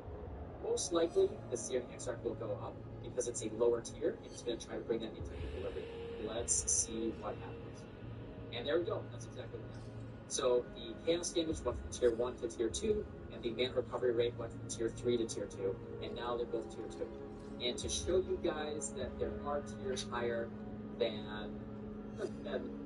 just tier 4, I'm going to use my exceptional Searing Exarch. So you can see that both are exceptional, both of these are tier 4, so one of them will go to tier 5, and the other will go to tier 3. Alright, so we have Exquisite right here. Eater of Worlds is now Grand, which is great for me. So to influence this, right, because now we don't have the best chance to get that Exquisite up to perfect because the Grand is 2 tiers lower, right? Remember, this is only a 28% chance because this is the 5-3. To make this a better chance for us, we actually want to now use an exceptional Eldritch right here. Brings that Searing Exarch to Exquisite, and now I have a better chance that exceptional will go perfect. Fingers crossed. That's good stuff. It didn't work. Right, and fingers crossed. Nope. So now we have Exquisite on the Searing Exarch and exceptional on the Eater World, which is fine. We'll try again. Exceptional Exquisite again. And Grand Perfect. Perfect does exist. It would not be possible to get 2 tier 6s because one of them has to go lower to get the other to go higher. And Fluffy puff. You be fluffy puffing. Yeah. Well, so very cool stuff. There are 3 new currencies that we have that are based on previous currencies that allow us to influence only target based on the tier of the target. So by looking at this item, we know that we have a tier 6 perfect Eater of Worlds, and we have a tier 3 Grand Searing Exarch. That means that the perfect, the Eater of Worlds, is dominant. It is the higher tier. If we look at the Eldritch currency, we can see that it does different things based on what's dominant.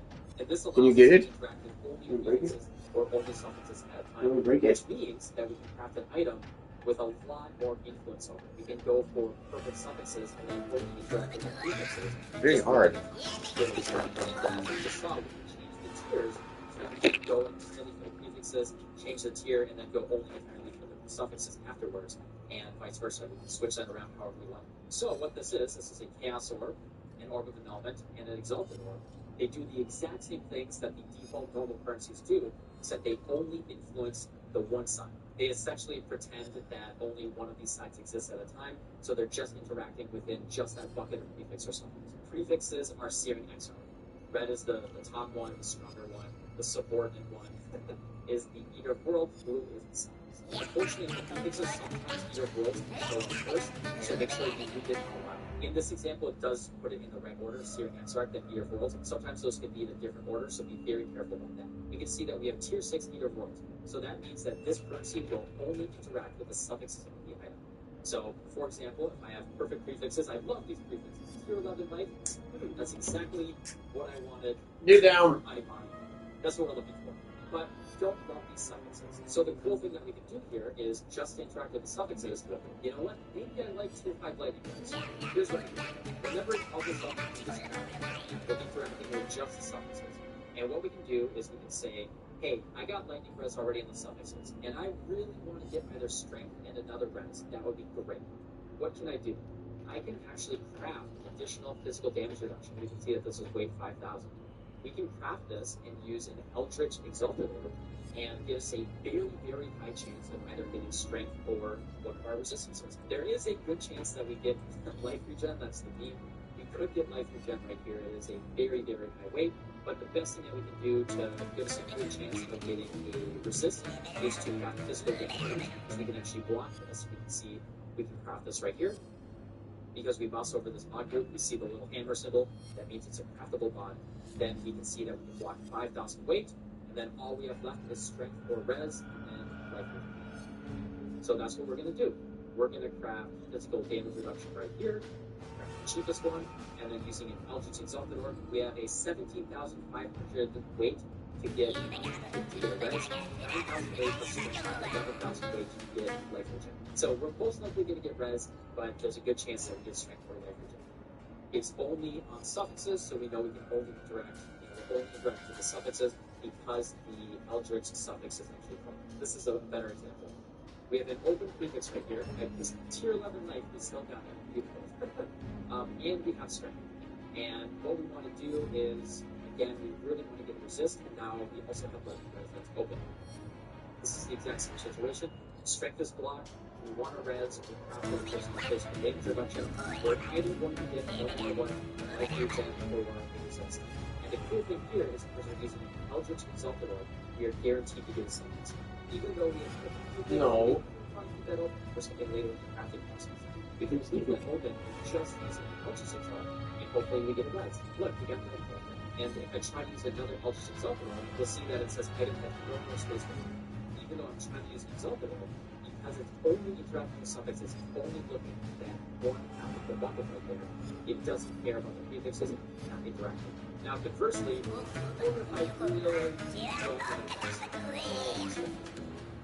don't like this whatsoever, so I can remove the mod, and I can make this a 50-50 to remove strength or light rolls with an Eldritch and Luck. The Exalted is gas and great, but I really is the orb because normally it's really risky. You're doing crafting for your item, you're going to fill your prefixes or suffixes. I don't want to risk losing one of the other. If you just want to interact with suffixes, perfect prefixes. The nice thing here is you can just change your dominance to either worlds, guarantee that just use the currency for the interact with suffixes only, protect your prefixes without spending 2 to 3 to pop on that.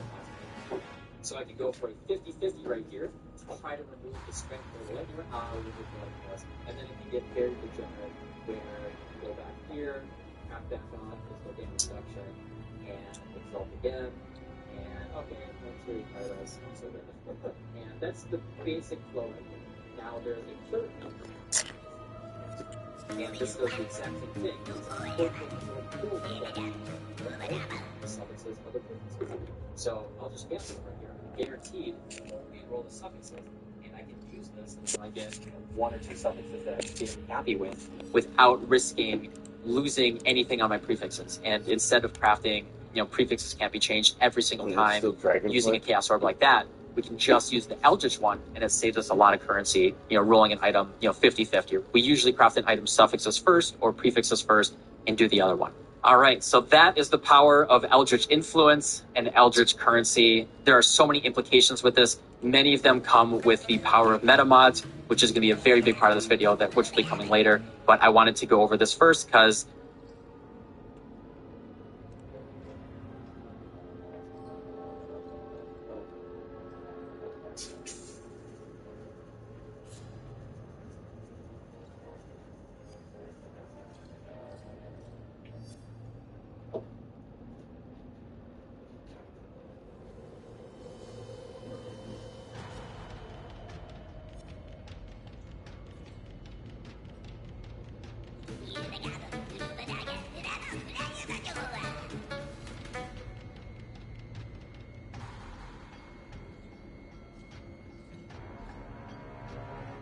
From the moment the Dark Titan Sargeras plunged his colossal blade into our world, crucial events were set in motion.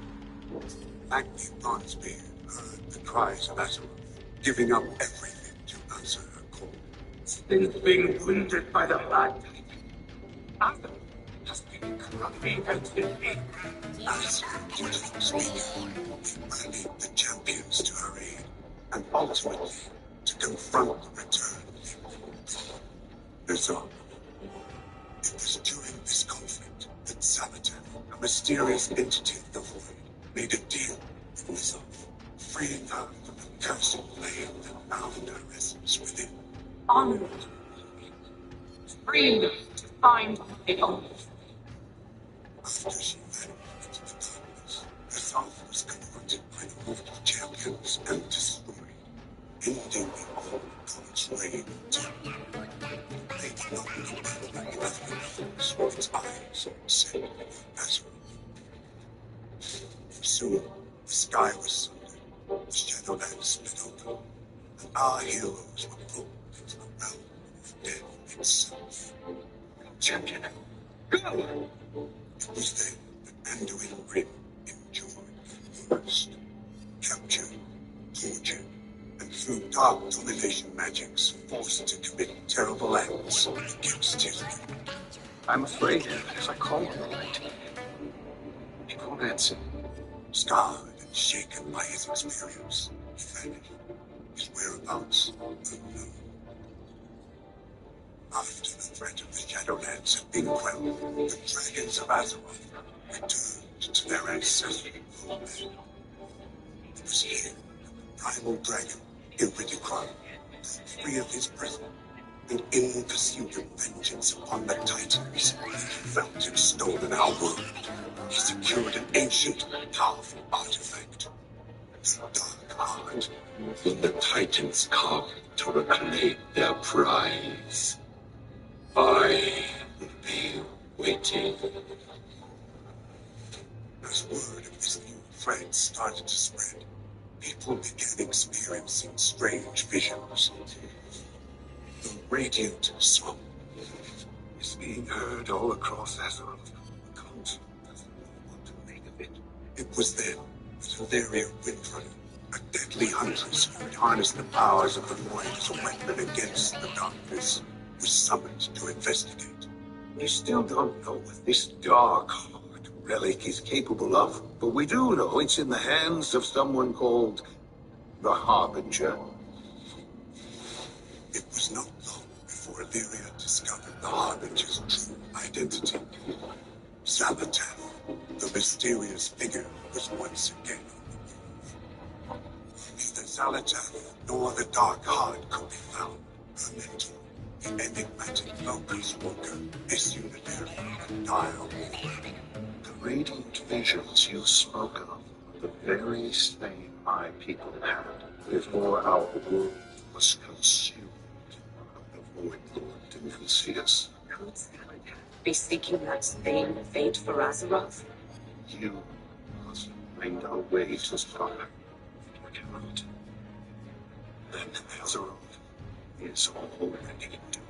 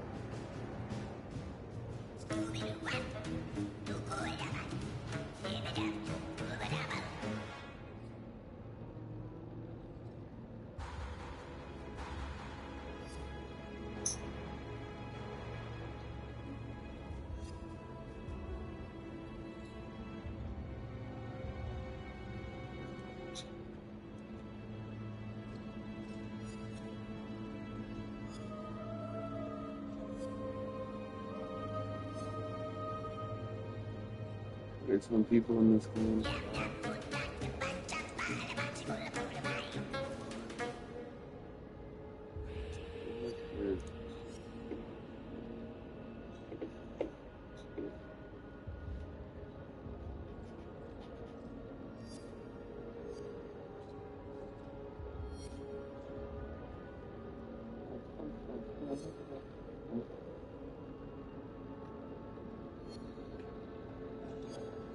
I'm lagging.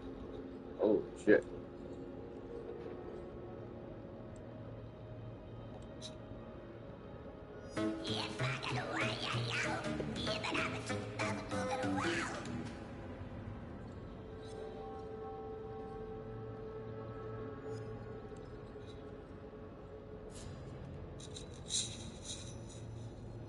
Oh my god. Amalgamation of rage.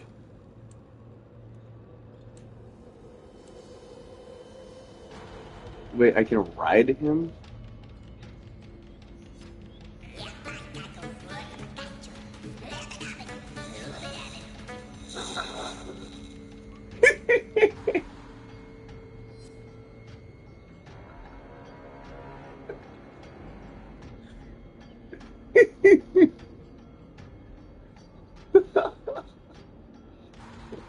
Shit.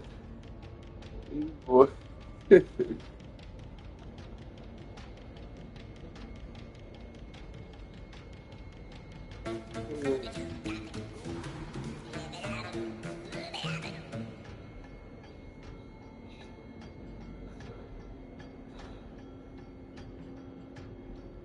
That is insane.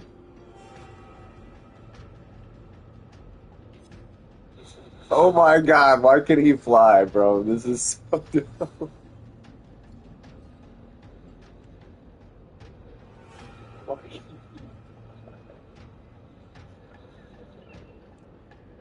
Holy shit.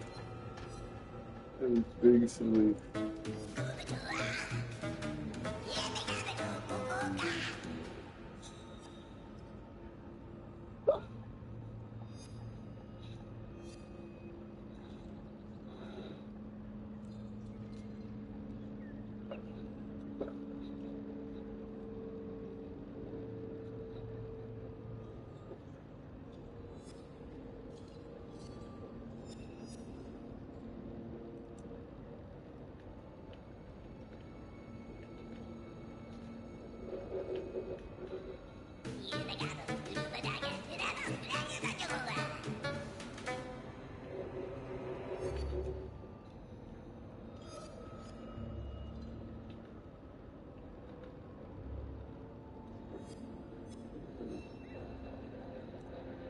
I haven't got all day.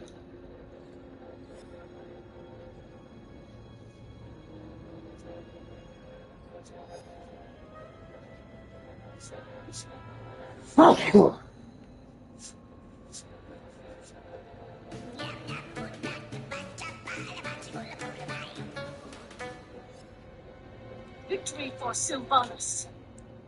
Man, the flag is crazy.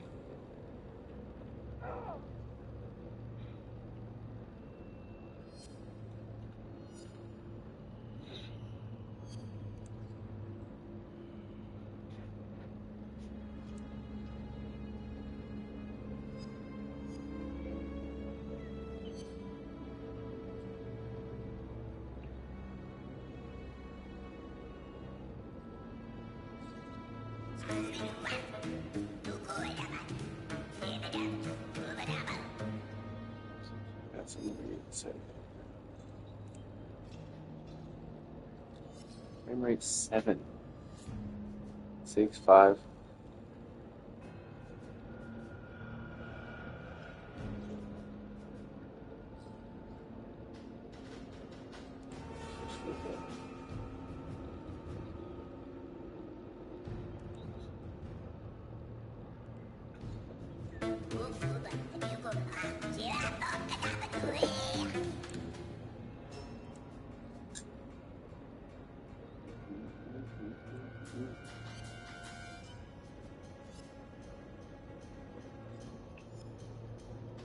Fix.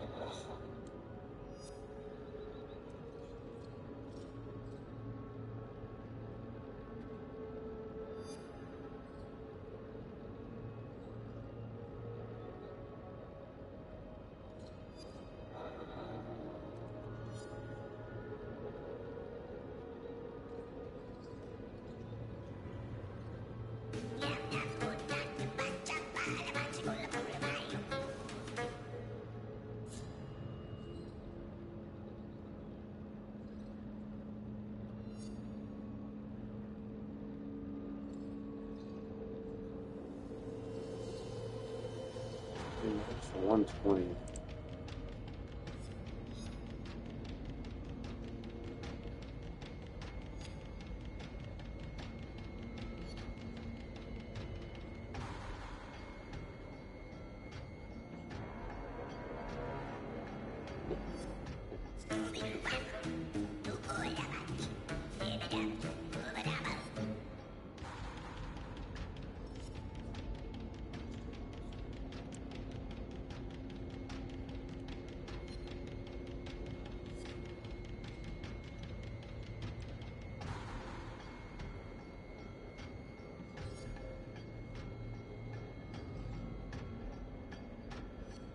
Oh, that brought me up a whole 10 frames.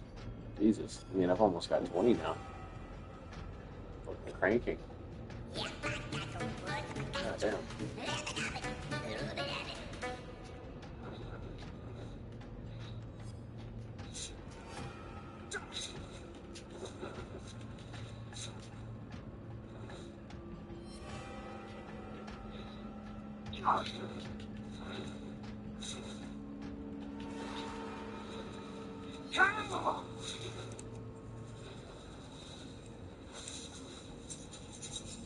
What's he eating?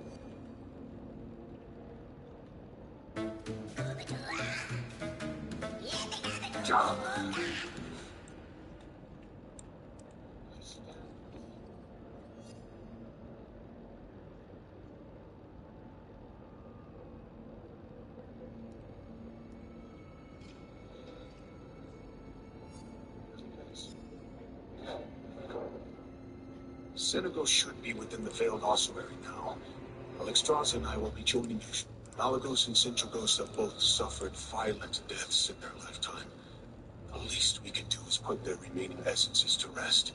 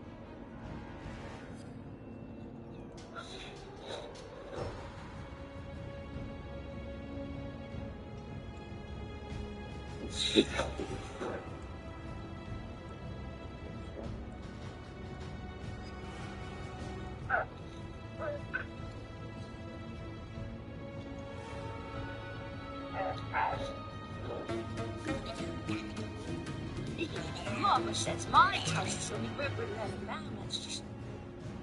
Well, it's like cage leader.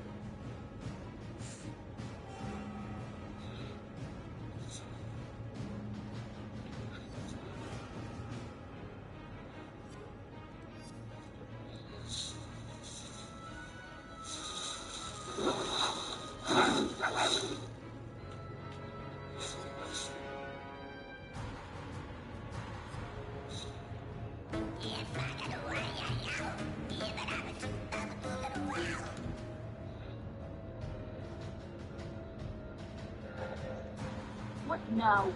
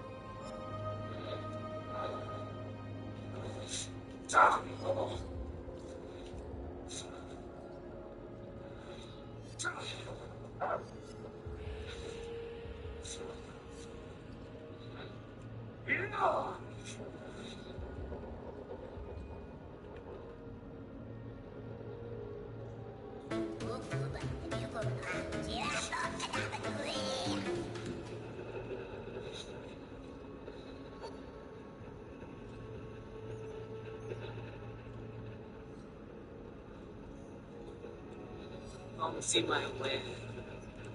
Safe from Chinese. Spirits bring you good fortune.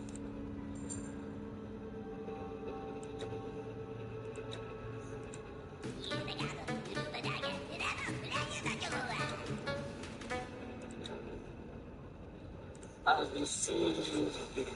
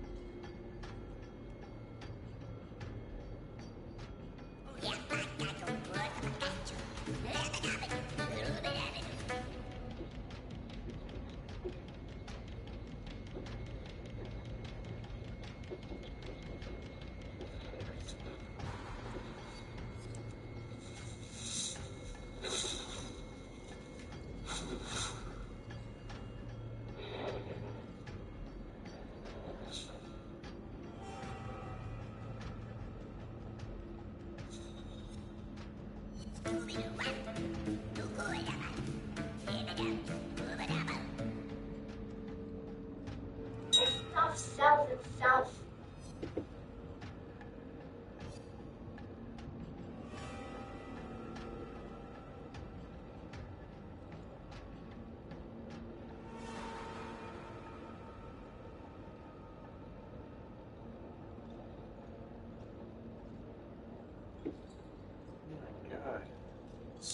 Fast loot. Defeat pal. Here's the stuff.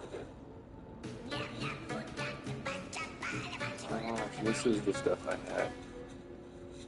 This one, that's the stuff. Go this game.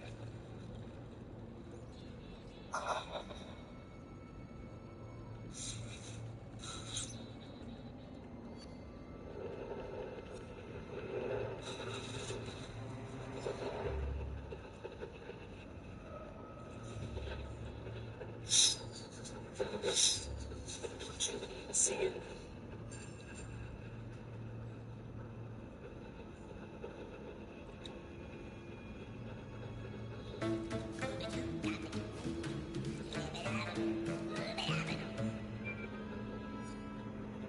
Oh, so I have 600, so I can get anything. 600. Something more.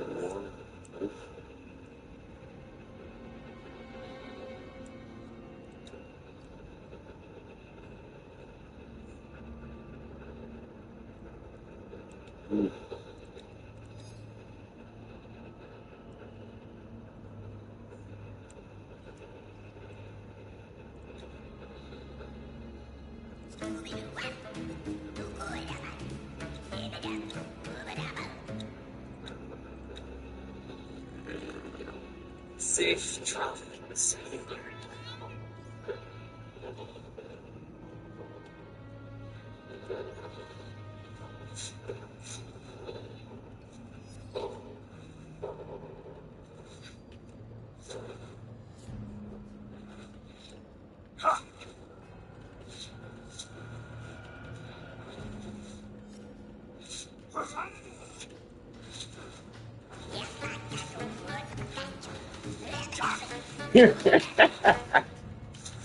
Holy shit.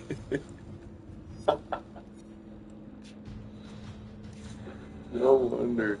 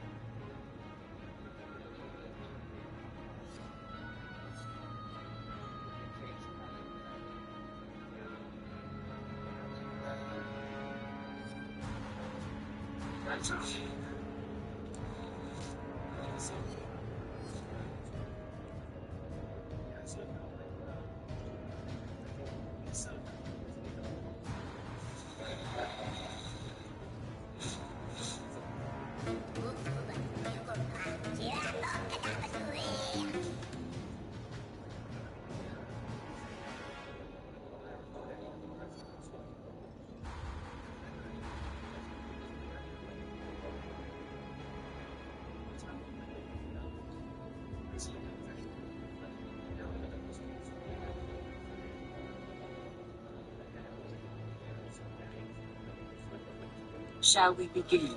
We will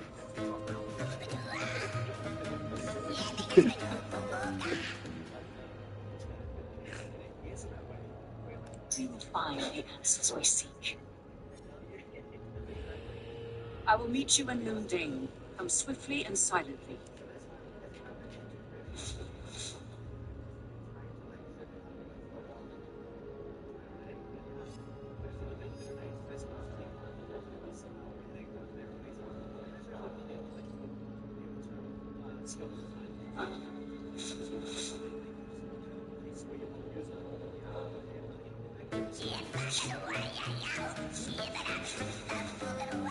Alright, how bad am I? Pretty bad. It's too far away.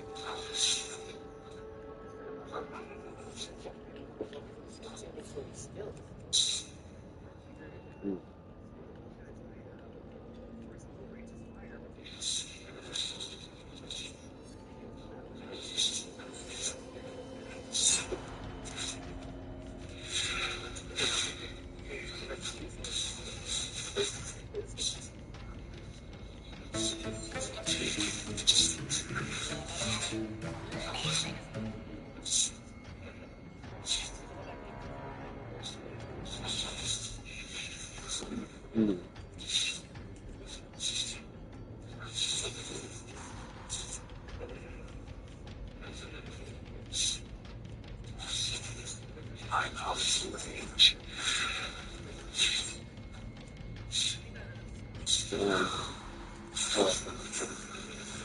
That's like his big builder job.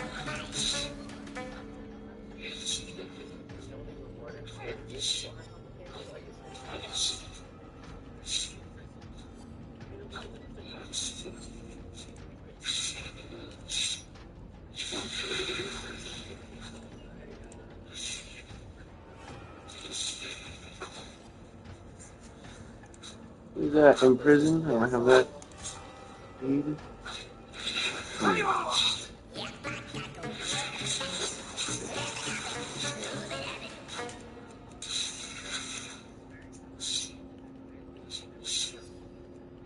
I need to get closer.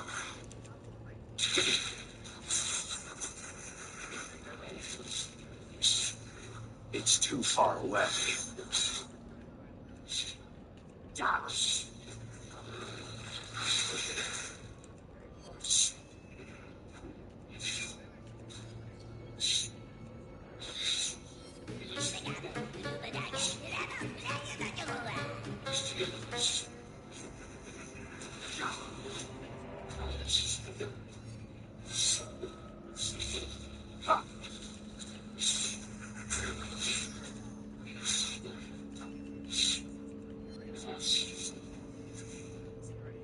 Not really stuff.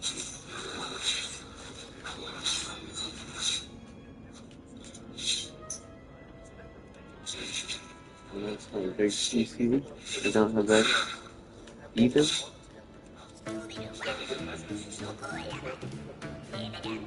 And kills and stuns.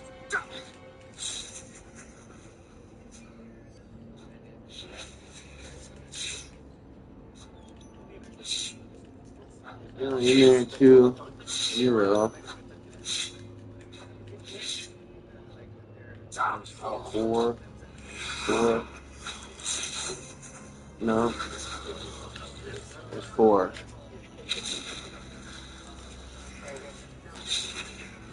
Oh.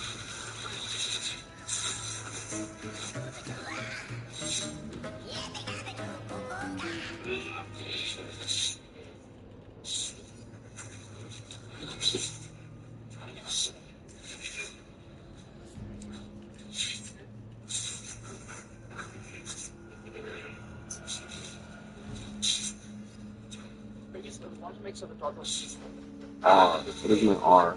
That is disrupt. So I have R and I have fell eruption. Yeah. Boomerang there.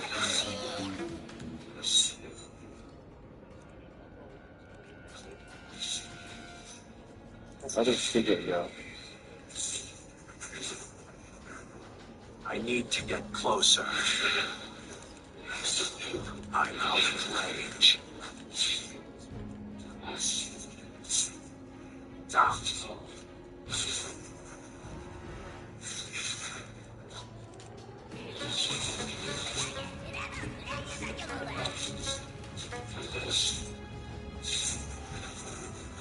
And I beam like metamorphosis for a second too.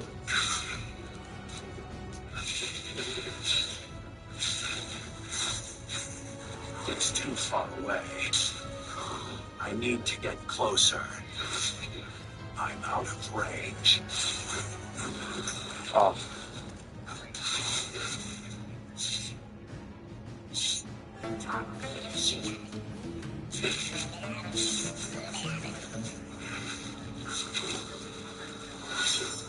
I need to get closer.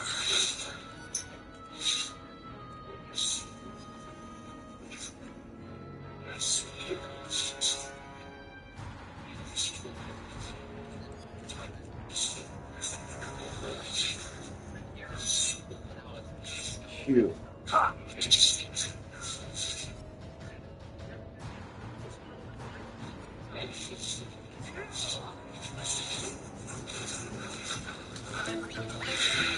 I'm out of range.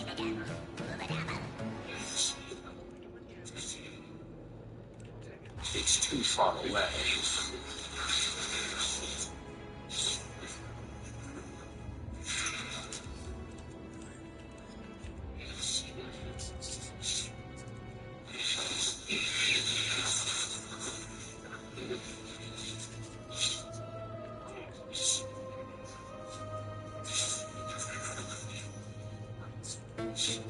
I'm out of range.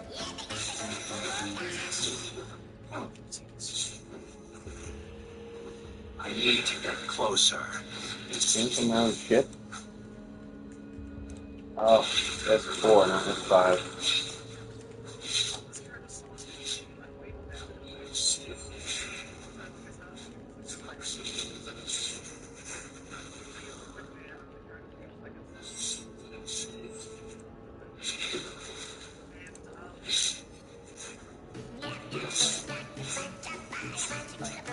It's too far away.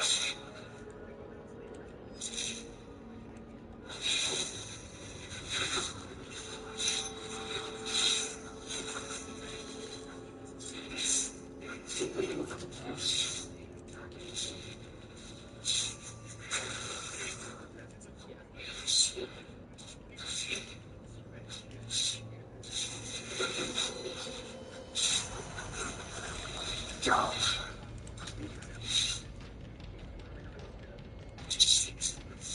need to get closer.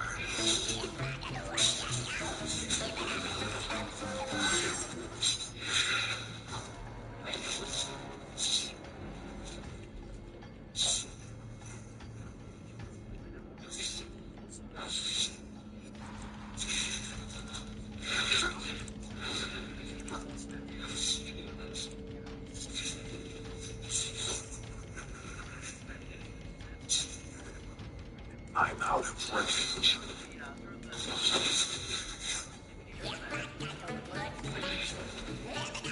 It's too far away.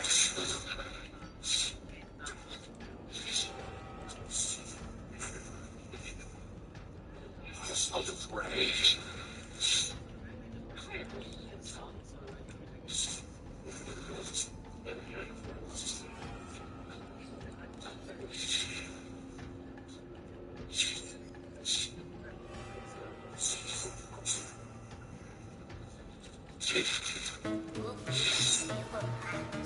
Need to get closer.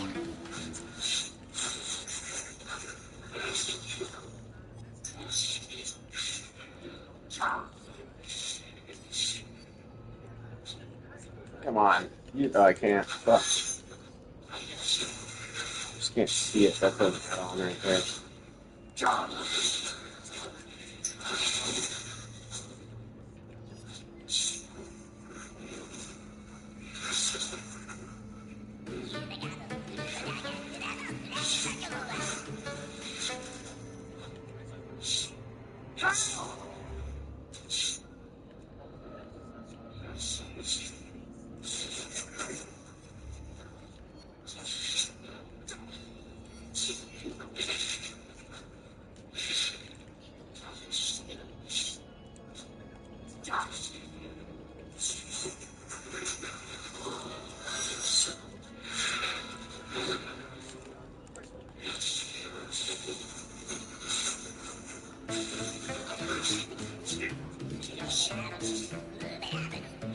Fuck.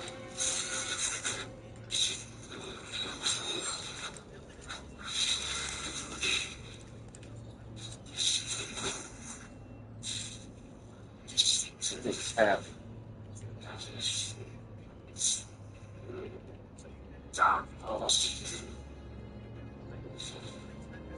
Ugh. God damn. Oh, I'm so fucking rusty. Holy shit. Jesus Christ. That hurts my hand so fucking bad. Oh man.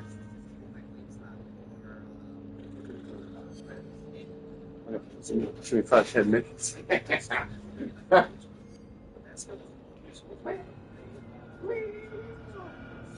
Just give me that big food.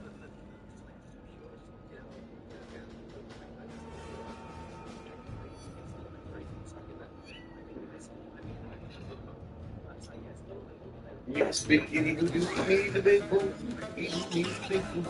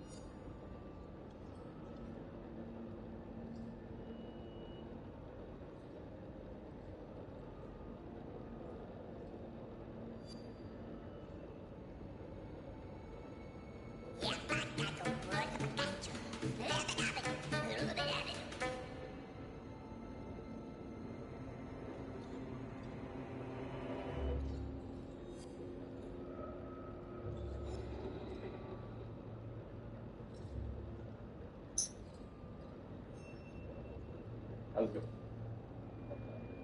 Pretty good. What you up to?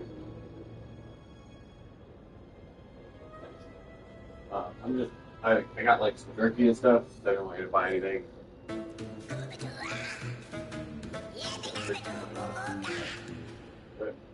I have a little bit of World of Warcraft now, so you could use the PlayStation if you want. Or play World of Warcraft or whatever. I mean, you actually might get better performance than me since your rig is nice with play.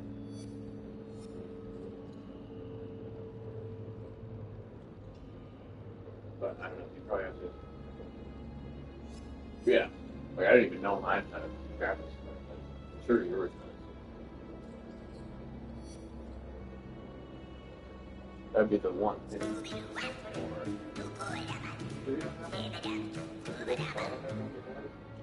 Might have another one if they have the wireless.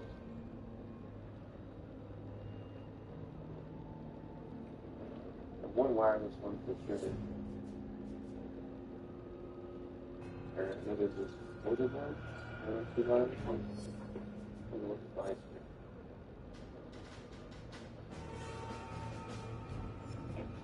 Yeah, both the wireless ones.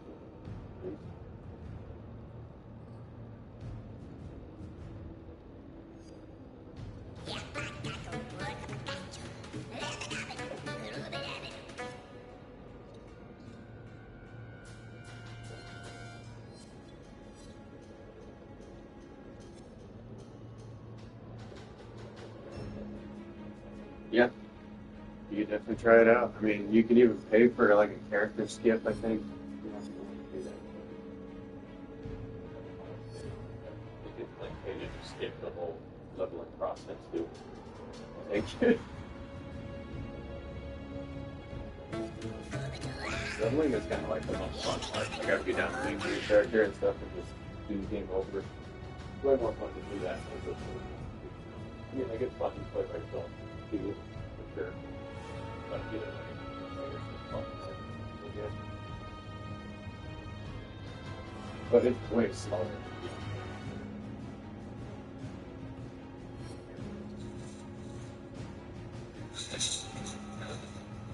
Yeah, you get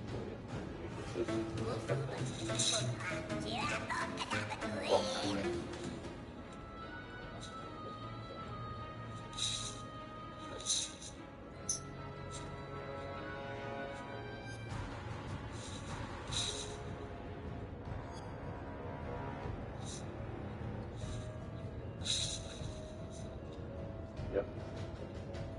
Yeah, I mean, it's great fun. It's really it's one of the only things I'm watching like that.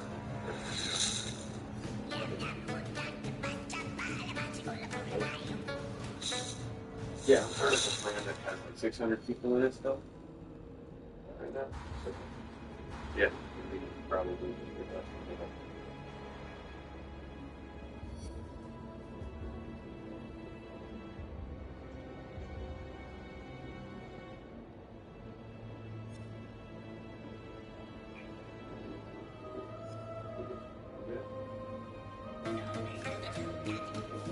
Not really. But I don't know, I haven't been very familiar with some might be like a little maybe fast thing. I like it so.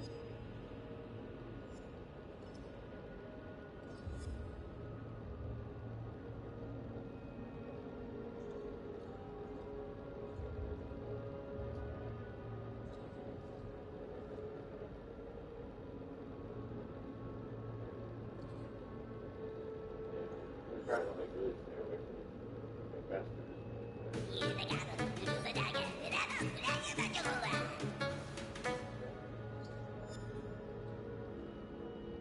I mean, fried is pretty bad too, right? Like calorie wise and stuff. Honestly, I want to take it.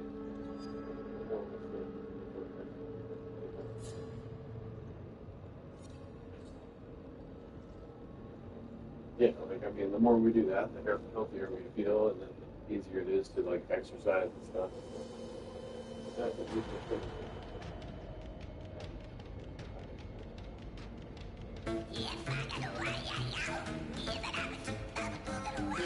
You have some really good.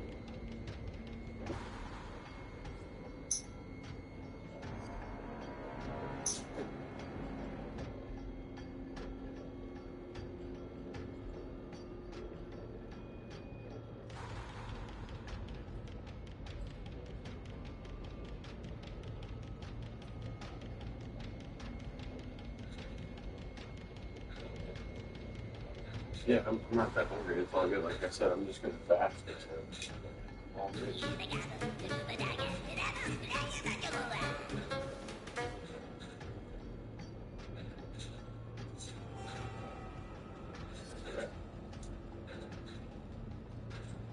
Okay, sounds good.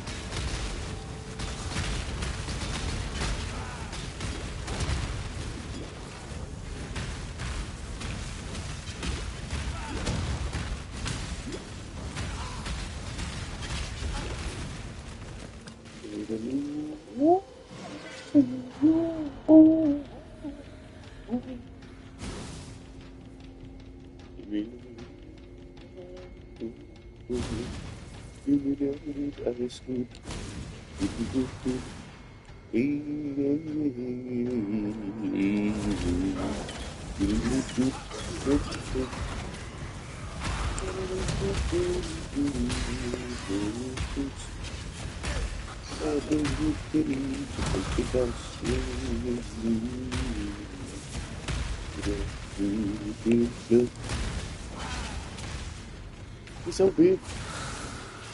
He's a huge scared. He that they will. You do,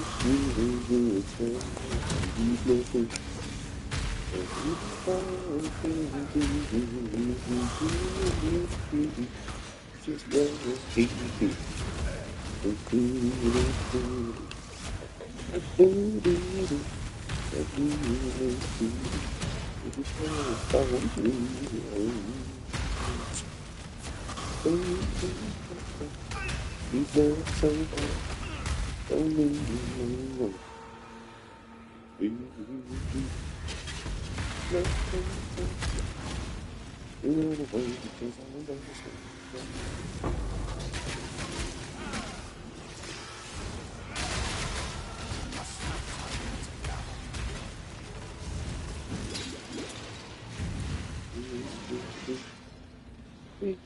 Oi, over here.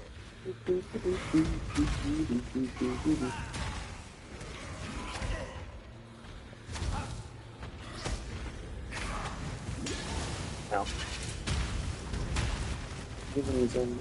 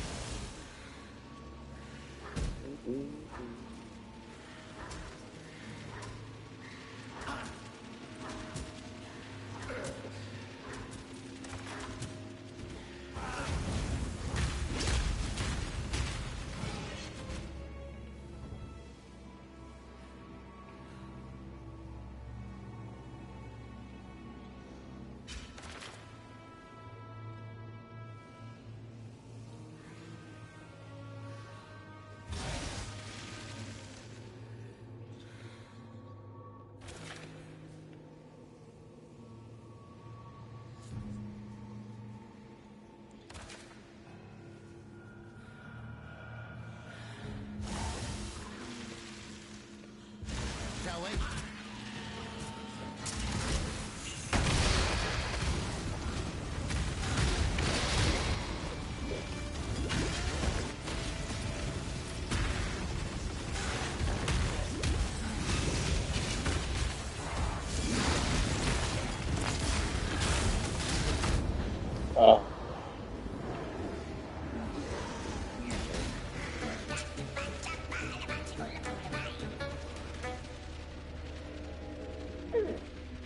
So much good. I don't know what I'm supposed to do.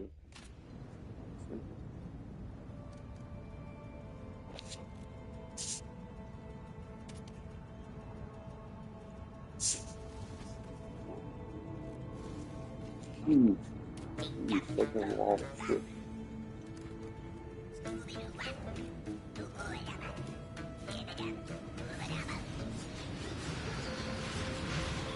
This is staff.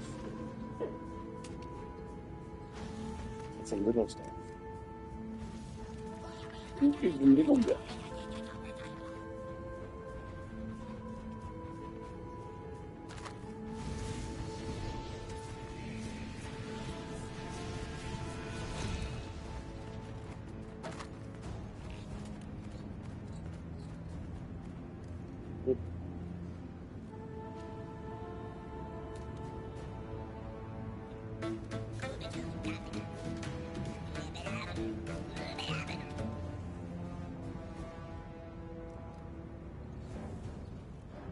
Where's life matter?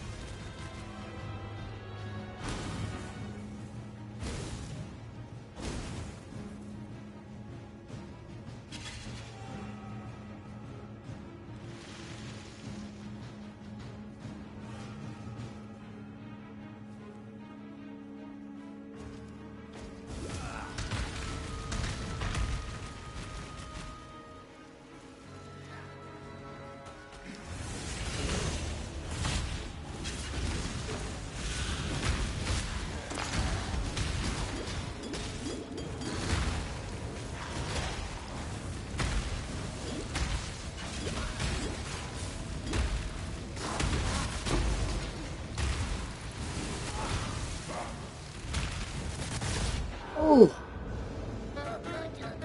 fuck. Exotic coinage? I want that. Oh, man. Bro, I want that exotic coinage so bad. Oh, bother! This guy stinks!